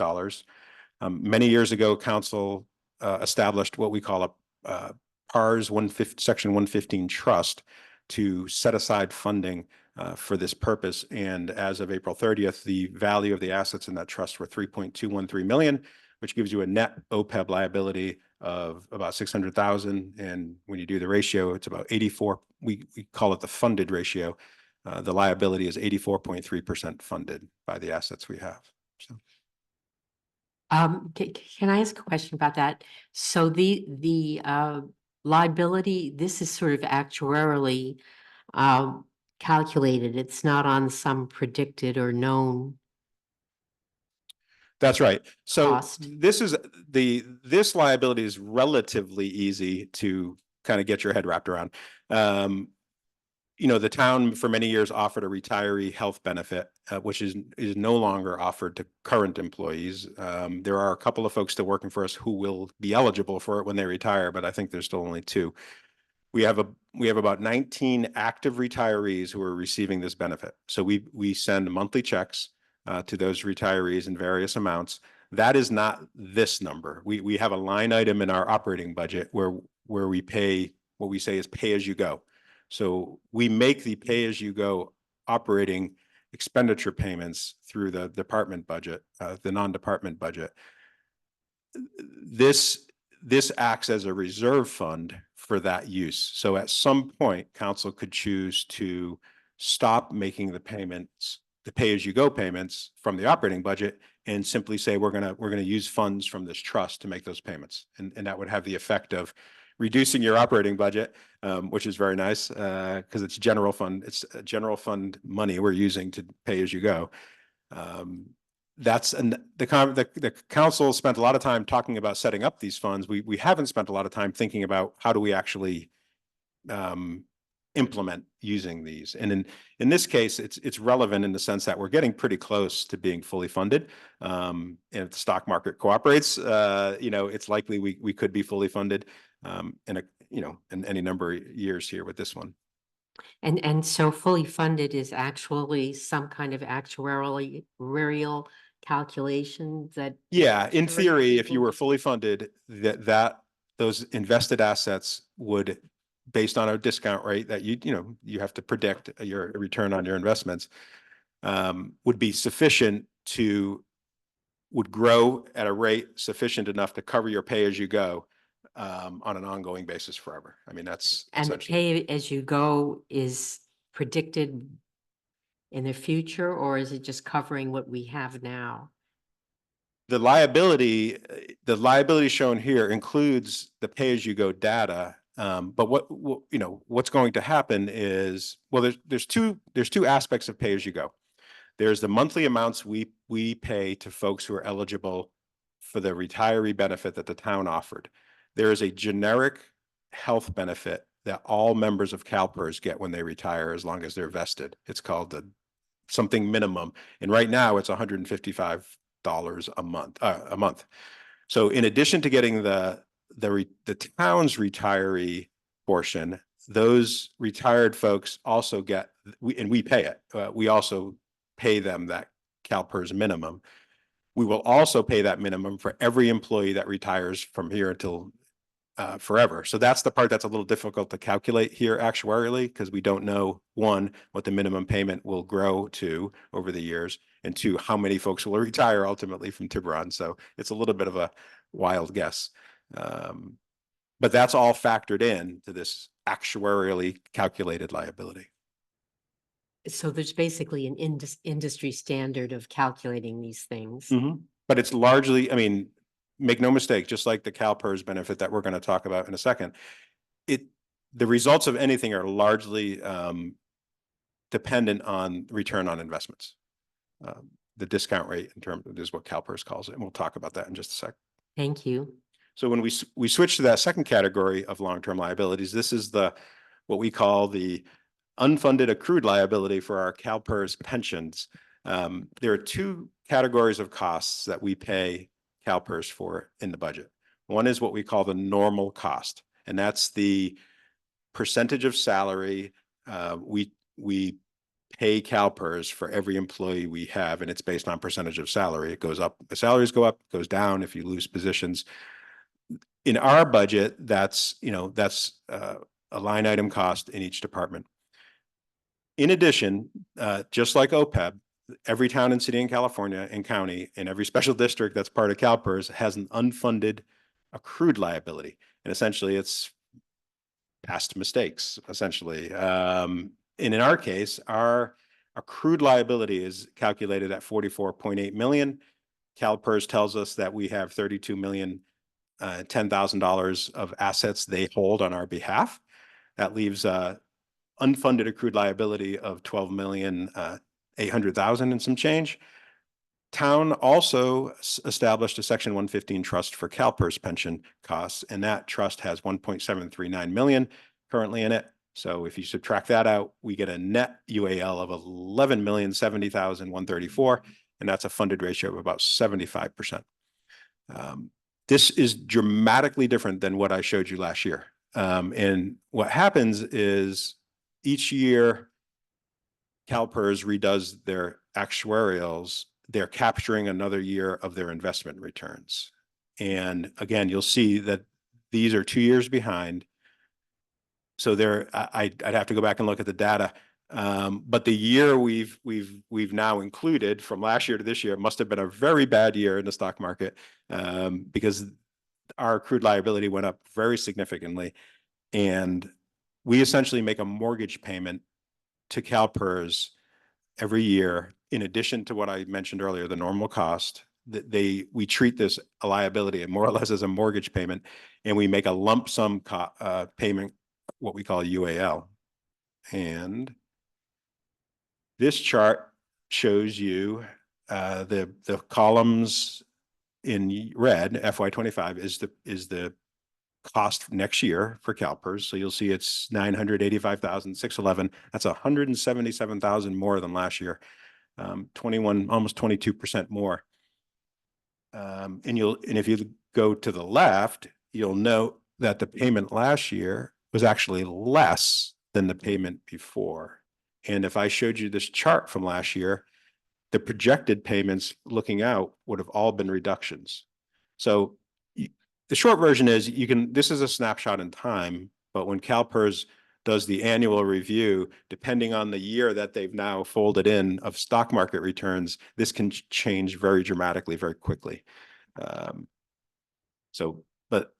as of now, this is the best information we have. So you would presume that if moving forward, CalPERS meets its discount rate, meaning 6.8%, if they gain 6.8% on their investments for the next 4 or 5 years, this is essentially will be our projection. But that again can change wildly depending on the actual returns.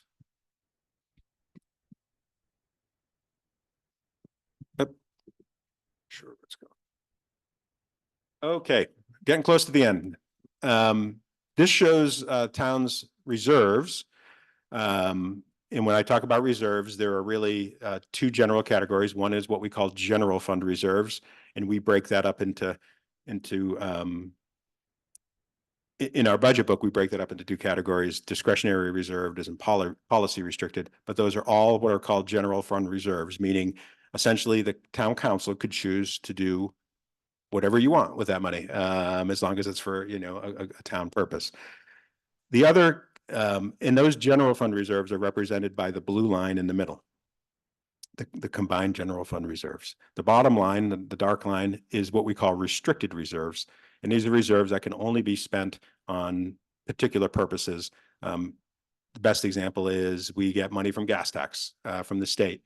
That money gets put into a reserve fund called the State Gas Tax Reserve Fund that can only be used for streets related projects. The town couldn't choose to use that money for something else. So there's a whole host of those reserve funds, and that black line represents the combined total. The green line on top is simply the combined total of the 2 lines on the bottom. So we call that just total reserves is the green line.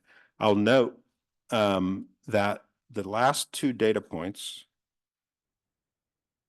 so this one and that one, assume that the town spends $2 million on the Martha property. So because the town has allocated $2 million, so that's factored in that $2 million. I understand from the ARC that may not be the case. So anything less than 2 million will make these 2 data points go up by whatever that amount is. So if it was $1 million, the whole thing would bump up $1 million. So I have a question just as clarification, because sometimes when people talk to me, they confuse surpluses and reserves.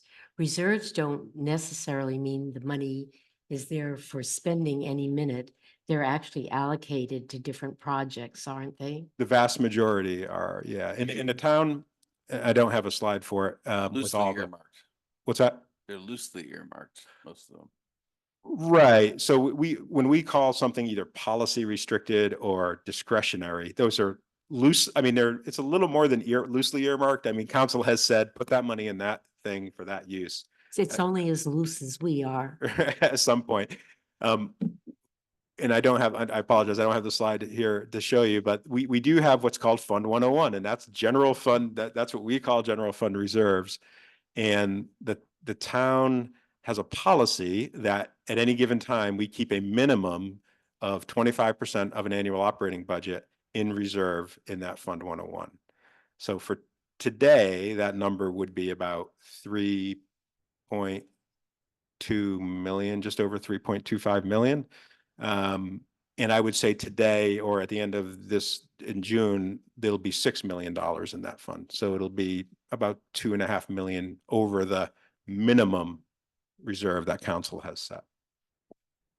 And is this money open to be funds open to be allocated? Sure. Yep.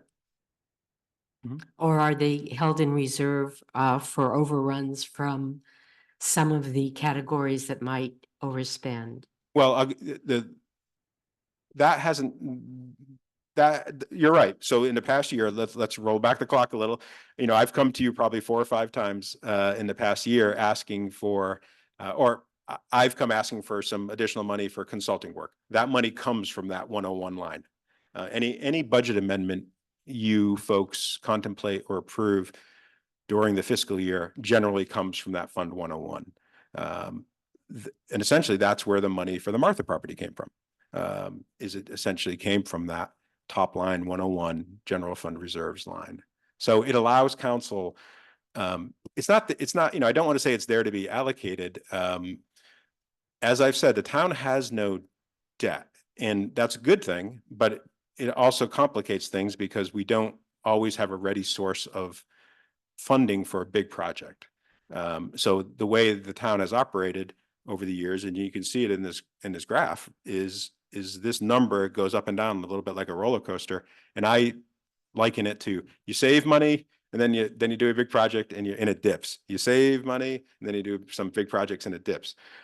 Because essentially we've been paying as you go for everything, right?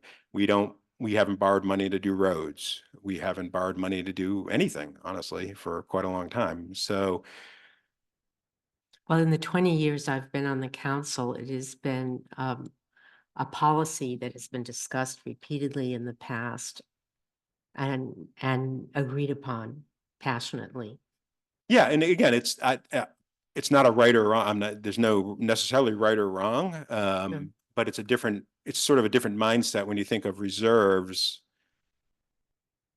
You know, it's not a bad thing to have some extra reserves because there really is no other source of funding for the town for significant projects, you know, that are in the millions of dollar range. You know, for instance, and I'll just give you an example. If, you know, the Parks Master Plan, which some of the folks are here to talk about or are interested in, there's hundreds of ideas in that. Some are really big, you know, tens of millions of dollars. Others are pretty small, you know, like better maintain what we have. You know, maybe that's tens of thousands of dollars.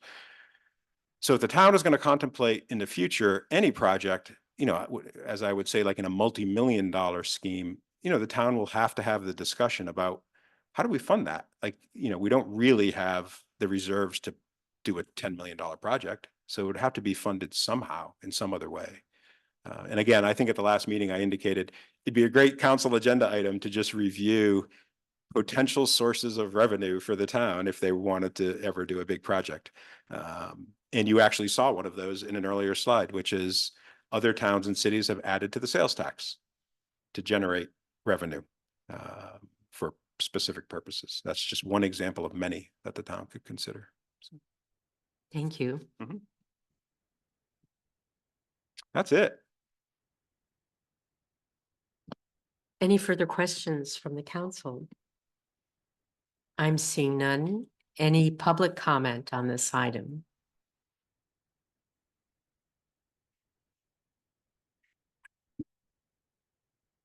Yes, come and reintroduce yourself. Sarah Reed, thanks very much. That was extremely enlightening. On the last fund, the reserve fund, even assuming the $2 million for Martha's, what's the net? It's still underwater by 4 million. So it looks like there's been some big capital project for 4 million. What is that? Well, so for instance, last year, when I say last year, it's actually the end of this year. We're just finishing last year. We had a $8 million capital CIP program. So we did a significant pavement project last year. I was going to say it was paving. It was paving. Largely paving. We saw. It was the John Wellner paving Well, that's project. an ARP money though. Yeah. Not funny. So it was a significant capital improvement year last year. Last year, I think we proposed 8. It might have gone down to between 6 and 7 by the time it was approved. This year, by contrast, is 4 million. So it's 2 million less we're proposing. Right. And you can, it's not up. I don't know if I can make that.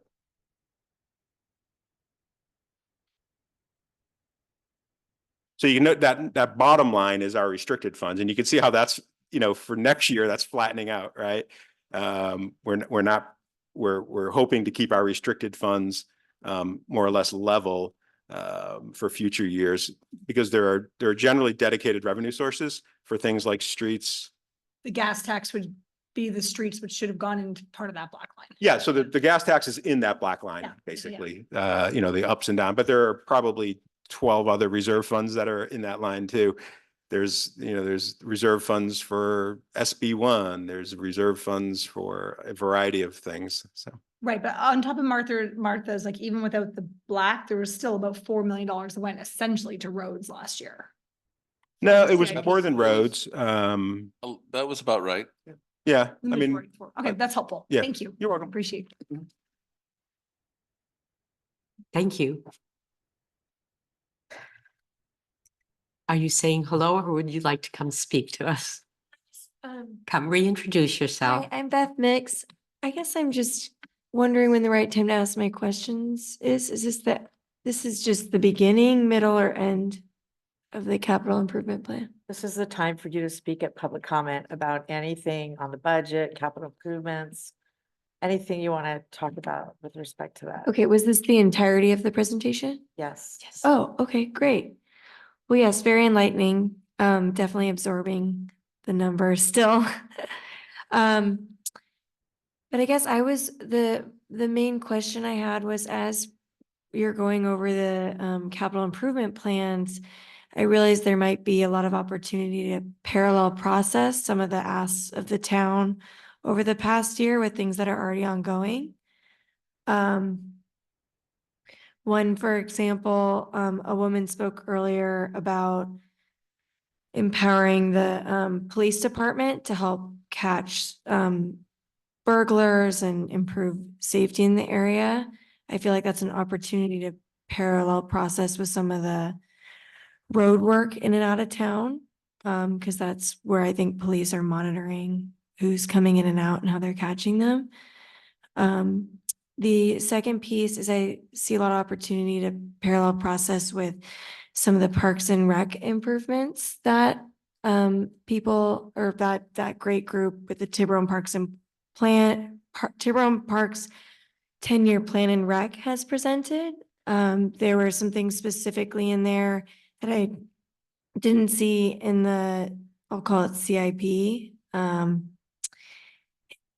And I have a list of those. Is that okay if I bring those up right now?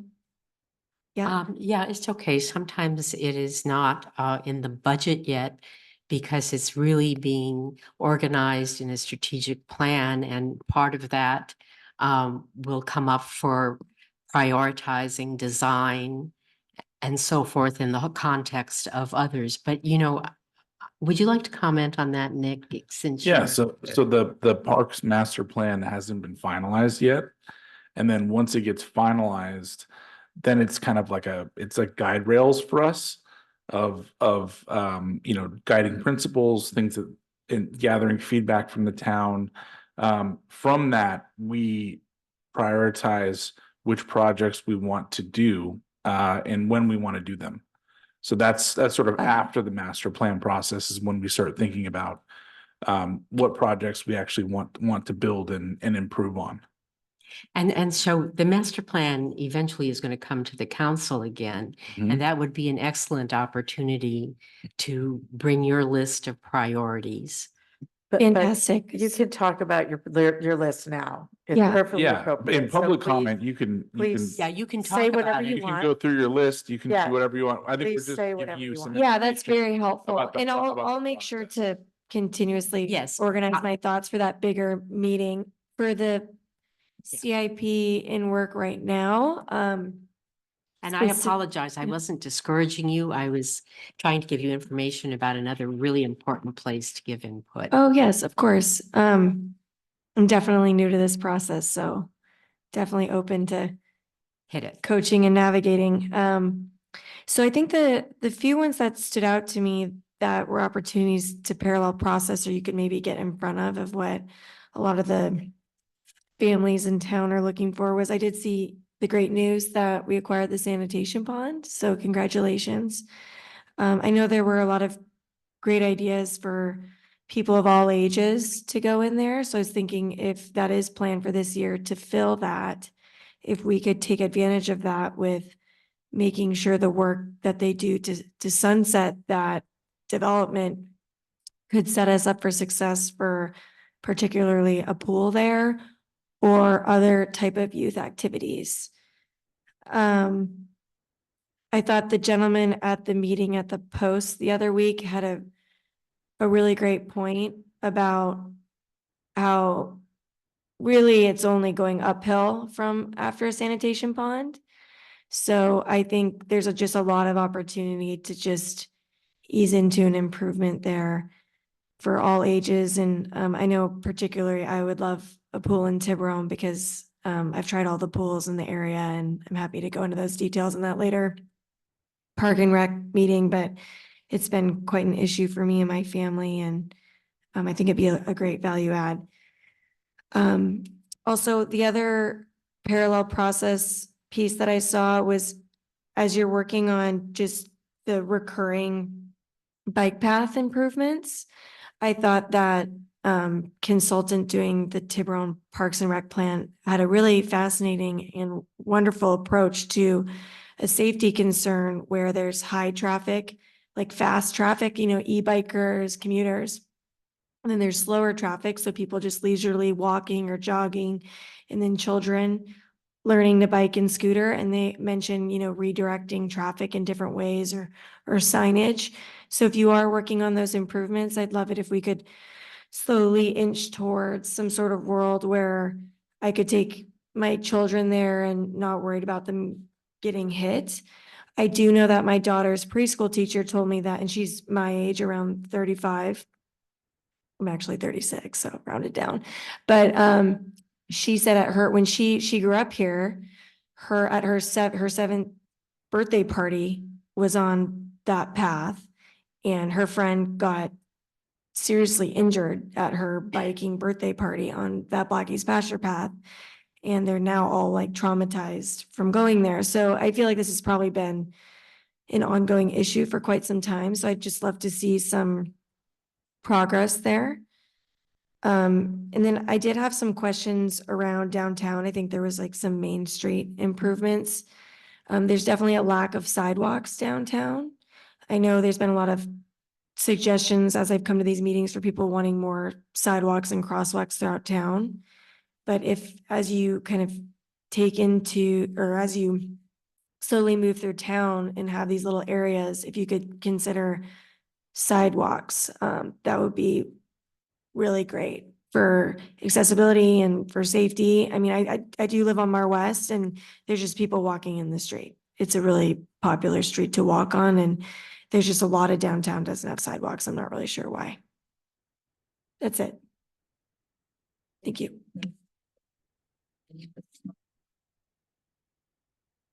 Any further public comment? Yes. Please reintroduce yourself. We have very short memories. Okay. My name is Chelsea. I live in the Bel Air neighborhood. So it looks like there's, money set aside. I'm not sure exactly when it would get spent for parks, that was shown. And so I'm just kind of curious, like exactly what that money is going to be allocated toward under the umbrella term of parks when you went through your initial presentation. The CIP? The project? budget one that you just went through. I thought I saw think Chelsea might be referring to the Public Works budget.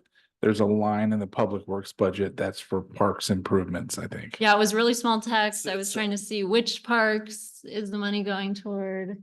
I think we're talking about the CIP though still, because that's where we listed projects. If you're talking about where we listed projects in small text, Yeah. that on a table, that was the CIP. How much is budgeted? It was a fair amount of Do money. you have that number in front of you? I can. So under the category of community and miscellaneous projects, which captures buildings and facilities, parks and miscellaneous projects, it's 1.8 million. I can do some quick arithmetic. And I can also share that the projects this year focusing on park facilities are mostly focused on maintaining existing infrastructure. So repairs, there's a retaining wall replacement project. There's some vegetation management that we'll be doing in our open space to reduce fire fuel loads. And we have the Parks Master Plan, which is also ongoing and being funded through this source. And then a project to restore the Richardson Bay Sanitary District pond site. So those are the projects that we have in the capital improvement program for parks. And what Greg also was showing that you may have seen was there's an operating budget for the Public Works Department that also includes funding for staff and maintenance of our existing parks. Okay, so, because we've like given a lot of comments to the WRT folks, but I guess what I'm hearing is that none of those suggestions would be incorporated into this year's budget. That would be at like the soonest, like 5 years from now. So after two you things I would say. approve it and act on it. Two things I would say. One is, you're right, all the suggestions that have come up at the WRT meetings, they're certainly not incorporated to this because as Councilmember Nickfar indicated, that process isn't finished yet. So that process needs to be finished first, and council needs to approve the master plan. And then any future improvements that are considered by council would come sometime after that. But we're not limited. I just want to be clear. We're not always limited to a year by year. This council and many councils have routinely amended the budget during the fiscal year if something comes up. So for instance, if the Parks Master Plan indicated that there was a project, call it Project A, that everybody just said, we have to have this, we have to have it tomorrow. Everybody agrees, council agrees, and they wanted to start moving on it right away. We don't have to wait till next year's budget process. Council could choose to allocate money and direct staff to start working on it mid-year. Does that make sense? Thank you for Yeah. clarifying. So I guess just to wrap up, I would say about the Bel Air Mini Park that we like to have neighborhood gatherings there, and we stopped doing it because, it just started to feel unsafe for people with the grass being high and the ticks and the dog poop and the divots.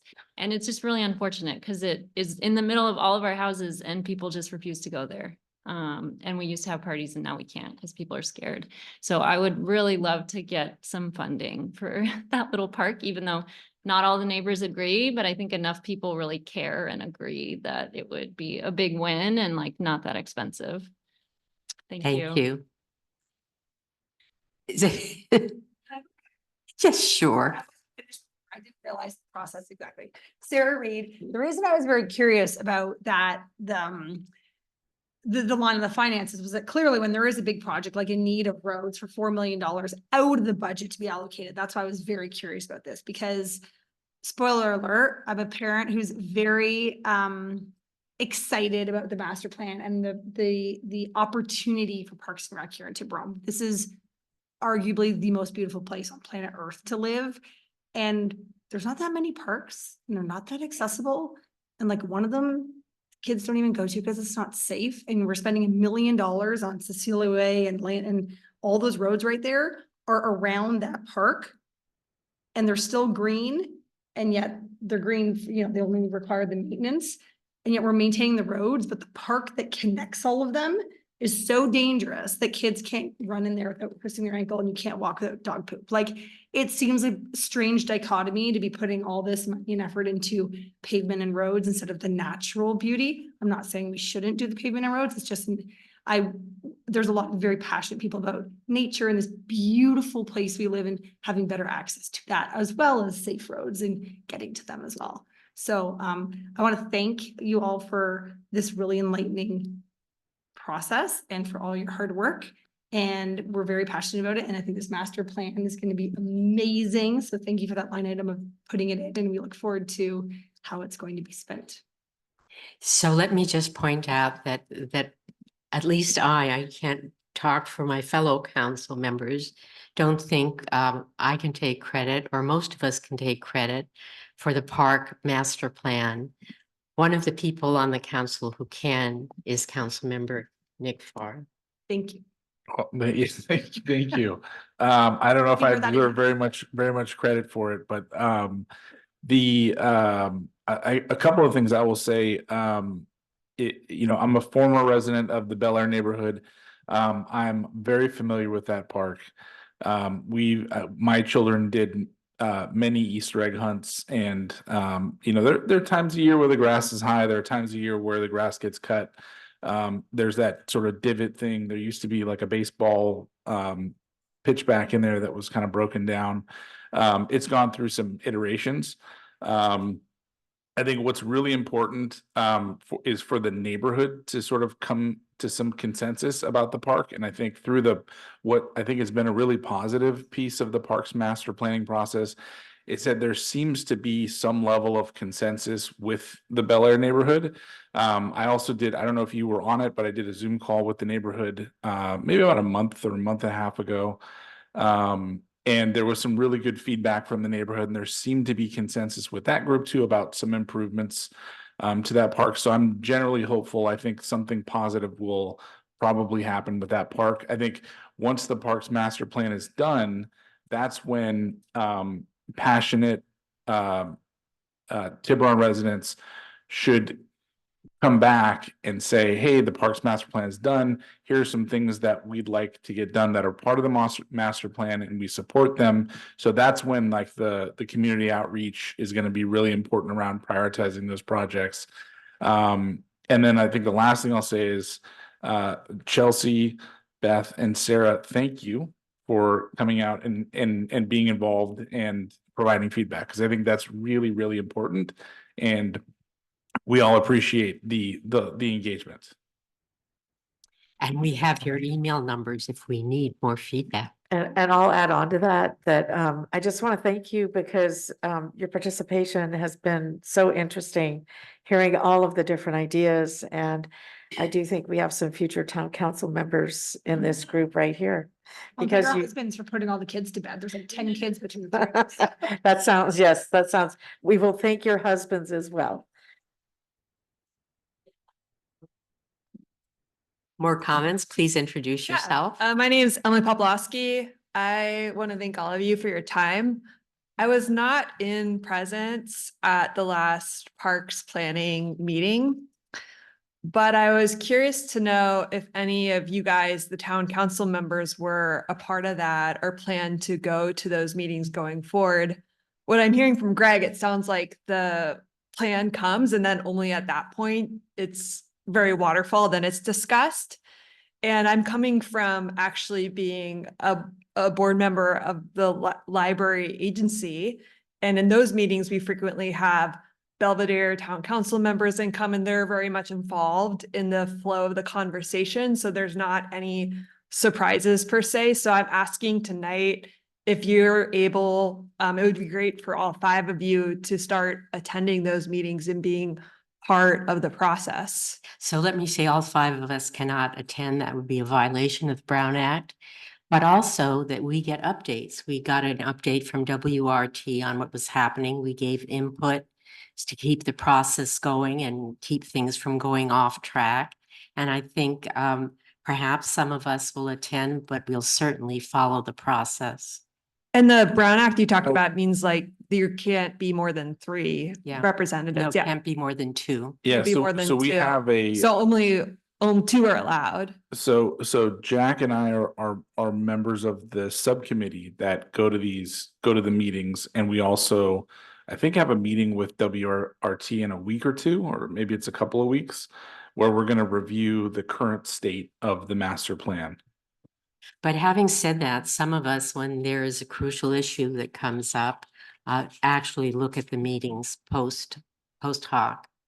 Yeah, I feel that attending the meeting would be very valuable to the community. I know that your time is very pressed. This is probably a volunteer opportunity as well, but I would appreciate both of you, Isaac and Jack, coming, or at the very least one person coming, but making it rotating so that everyone has the opportunity to be present there, especially I think you yourself, Alice, the mayor, being in person at one of these meetings could be a huge difference for our community, so that when we come and discuss, it's not like we're coming together all suddenly to work together in collaboration. We're all part of the process. So we're up to speed on how budgeting works, and you're up to speed on our request, and we want to partner with you. And that actually leads into my second question, if I could ask it. This is also born in the spirit of collaboration, but how would you guys advise us, the community, on working with you and raising our concerns? Is it more just coming to these meetings, or have you seen other forms of like community activism really help educate council members on what the community wants and have consensus? You know, my personal opinion is that emails kind of make a map for you, but what infuses immediacy is showing up at meetings. There's just no substitute for that. And you know it from what you just said. Which is why I suggested you guys coming to the meetings for the park Got things it. as well. So yes, I can bankroll everyone's babysitting or Uber Eats orders, you know. But thank you guys for your time. That's all that I had. And by the way, in the meantime, you guys, all of you can at any time email the council and ask for dialogue. Like that happens and it works and it's. Have we you can't seen all meet, success with petitions? Like if a bunch of. I think if you want to get your ideas to the council, email, like my colleague said, is really good. Also, you're welcome to contact each one of us. The only thing is when you send us an email, we can't respond to everybody and engage in conversation on something we might vote on. So we can't really meet with you all together, but you're welcome to meet with us individually. You're welcome to meet with 2 of us at a time. And you're also welcome to send information to the whole council, but we won't respond in an email chain that includes the rest of us. Yes, I understand that. Hypothetically speaking, like if we were to say X number, call it like 500 people in the community are in support of these 1, 2, 3 initiatives of the parks, would that be like really effective, or would something be more effective than that in raising our voices? It's always effective to have a petition. Often though, as a sitting elected, when you get a petition of organized people, it doesn't reflect the whole community. So when it comes before us, I think it raises our awareness, it raises our priority to think about it and research it. It does not necessarily guarantee that whatever is being advocated for will be implemented. Yeah, I can understand that because there's other concerns, but is the kind of the metric is like more signatures, more support, typically a good thing, and from like a diverse population, age, Well, you know, neighborhoods, think of the incomes? things that might affect that. For example, if it's an expensive project and there's no source of funding, everyone in the community can want it. But unless a source of funding, including paying for it with bonds or sales tax, is identified and approved, it won't happen. So what should is this okay if I ask one more, if you guys want me to?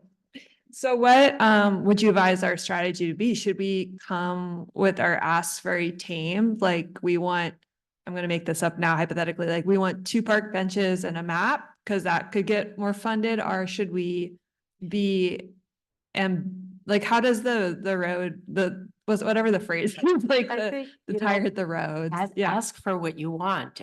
It'll be discussed. If it's something that can be incorporated in the agenda. If you're asking me a surefire way to get what a group of people wants, bring the information, ask, that's the best you can do. We're here to make things work the best we can for everybody. Thank you so much.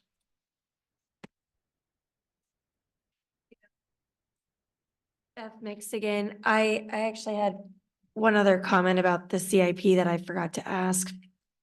When you referenced the policing budget, is there a specific part of that budget that's going to be going towards improving safety in the town? Like giving the police like leveling up their skills, for example, for these like really highly dangerous crimes that seem to be creeping into Tiburon? The town manager can step in here, but that is a policy and program decision that I think is allocated to our police chief. Yeah, the responsibility for the police department is clearly the police chiefs. I will say this year's budget does include additional funding for training of the police. I can't tell you specifically what that training will be. Okay. But there is a significant increase in employee development and training funding. Okay, great. And then also, Can I make it just a Yeah. quick comment? Chief Gene is very approachable also. So I would recommend anybody in town, email Chief Gene, speak, go to TPD, see if she's around or have a conversation. I think, town council, we're here to serve the residents. I think TPD is here to serve the residents. It's about safety, but it's also the communication is really important. So I would say. okay, yeah, I'm in happy this- to reach out to them. I actually talked to Lori quite a bit and they're wonderful. So I just wanted to make sure that they were set up for success considering these criminals are getting more advanced and I mean, it's just has to be a really challenging situation. So thank you. Yes, and just for general information, there were some questions about this on Nextdoor Old Tiburon. I don't know whether you were one of the discussants. But Chief Gene did answer the concerns and talked about what the police is doing. It's a post on Nextdoor. Okay. And I'm sure, as Isaac said, she would be willing to. Yeah, I'd talk love to, you. I'll reach out to her because I'd love to talk to her about that as well as how they're just being proactive about keeping the schools safe and everything. So thank you so much. All right, I've almost lost track of where we are. Is there any further public comment? Madam Mayor, I do have a few people online, All right. so I will start with. Can I just mention one other thing? You had a question about the Reed School District playground. So Dr. Neeson is the principal at Reed. You can just, during normal business hours, just go in the front door and you can talk to the front desk and if they have, maintenance, a really great maintenance staff. And I'm sure Dr. Neeson would be happy to talk to you as well. Yes, public comment? I will recognize Danielle. Great. Good evening, Danielle Lepe again. Many thanks to the council. I spent a good chunk of time today looking through the 98 pages of budget line items, which was a first for me as a Tiburon resident. So good to do my homework, but also great just to see so much intentionality and thought throughout the planning that really enriches our families' lives and many others here. My comment, and I've also addressed with Chief Gene, but I wanted to bring it here visibly for consideration as I sifted through the budget and noticed that capital technology budget, I think it was a $94,000 decrease. And one thing I feel strongly about, and I know many other residents share similar sentiments, is ensuring that we have access to the latest technological advances when it comes to protecting our town and community. One of those, I think, as a P0 is thinking about additional camera installations and really strongly urging the council to consider a plan for that. The second one, as we looked across various pools of the budget that are allocated for different types of consultants and other outside planning cycle expenditures, would be considering a consultant or a detective on force that has the skill set required to proactively and pragmatically solve crimes that tend to be outside of the norm that we see in our city. I would articulate that as, friends of ours in the FBI in Boston or New York, for example, just see a lot more of this. And they have, I think, a lot of rich knowledge that would benefit our city and police force. And the last piece I would say is have a lot of respect for Gene and all of the police officers. They're absolutely fantastic with our children's schools in the community. So this is not to slight the officers in department, but rather wanting to identify and work with the council and community on how we can bolster both technological investments that help protect the town in parallel with, tactical planning as we think about burglaries and robberies, and just grounding ourselves in the reality that these crimes have not been solved and arrests have not been made, and it's not one or two cases. So thank you for your time and consideration. Is there any further public comment? Yes, next is Chuck.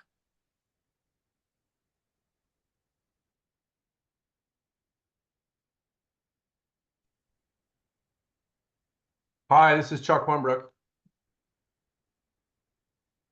Can you guys hear We me? can hear you, Chuck. Okay, great. Thanks. I got introduced like Cher. That was a lot nice of you, Lee. So Chuck Hornbrook, I live in the city of Tiburon. So first, appreciate Greg going through the presentation, but it would have been great if you had posted that online. All the other materials were online. I think it would have led to less confusion by folks in the room. Also, thanks to everybody in the room for sticking through and being there in person. Was on cooking duty today, so I couldn't make it. First, I was encouraged that the parks maintenance budget for 24-25 is up 24% from 23 to 24. I too went through line item by line item looking at it, and it's awesome that that's there, and I think it potentially hits some of the points that folks have mentioned. However, I do have some concerns in the budget in the CIP, and I apologize that I was not at the meeting last week to go through it. First, the town is spending $730,000 on the parks and traffic studies. We should hope with this kind of investment that we have some tangible actions versus no actions, and not tangible actions in 10 years, but in 1 year. Hand waving or platitudes do not suffice. Also, it is my understanding that the traffic study is being funded by ARP funds, but that does not appear to be the case in the documentation provided. So I don't know if that's an issue, but just wanted to highlight it. Second, one of the projects planned in the CIP is the improved storm drainage at the bottom of Bel Air Elementary. It would be great, and then routing it through Bel Air Park. Why not take advantage of this to at least run municipal water for a drinking fountain in Bel Air Park and improve the ground? The park plan doesn't need to be completed to take on what is common sense. Third, the Main Street item that was listed for $600,000 to improve the seawall repairs appears to be in the area that the post and the park study identified as to put in a SUP and kayak launch at the corner of Beach and Main Street. This is a $600,000 project. It seems like a fantastic opportunity to leverage this work and make this project a win-win with a SUP launch that has been talked about in this town for more than 10 years and highlighted as the most important recreation amenity in the parks plan. Why are we ignoring the possible and instead just following the status quo? Finally, while our family does have an electric vehicle and we understand the need for charging infrastructure, why are we upgrading the town's fleet of chargers? Is there a demonstrated need documented somewhere? Before spending any money on this, we should understand this. Also, building a sidewalk for parking lot safety when the town won't even spend any money on a sidewalk between Gil Martin to San Rafael along Tiburon Boulevard, where the speeds are much faster, is ridiculous. Second of all, for the public EV chargers that the town is also proposing to spend $200,000 for what I'm assuming are 2 high-speed chargers, these charging devices can be financed easily if they were in a high-capacity area near Main Street. And second, why are we competing against the library with Chuck, you their have 3 chargers? seconds. Can you wrap up? Sure. If you want to do a go-between questions with me too, Mayor, I'd love to do that because you guys went well over 3 minutes with everybody else. So I just wanted, and I am wrapping up. But my questions on that is why not put the high-speed chargers in a different location? Why are you guys competing against the library with their EV chargers? I think it's just a ridiculous use. Or don't use that money at all and do all the other projects that we're talking about. These are not priorities for the town. Thank you very much for your time. Thank you. Is there any further public comment? Seeing none. Thank you very much. May I make one comment? I would like to remind Commissioner Hornbrook that he was involved in the selection of both the traffic study vendor and the parks plan, and is very involved in the parks plan, so he can be part of ensuring that we have actionable things that come out of both of those. Thank you. And I'm sure we will. Thank you very much. I'd like to make one big picture comment about the budget, something that concerns me. At the county level, they just approved hiring a consultant to look at, actually in response to many of the comments on the grand jury report, figuring out what kind of governance will help all the Marin jurisdictions consolidate their sea level rise projects or projects that address sea level rise.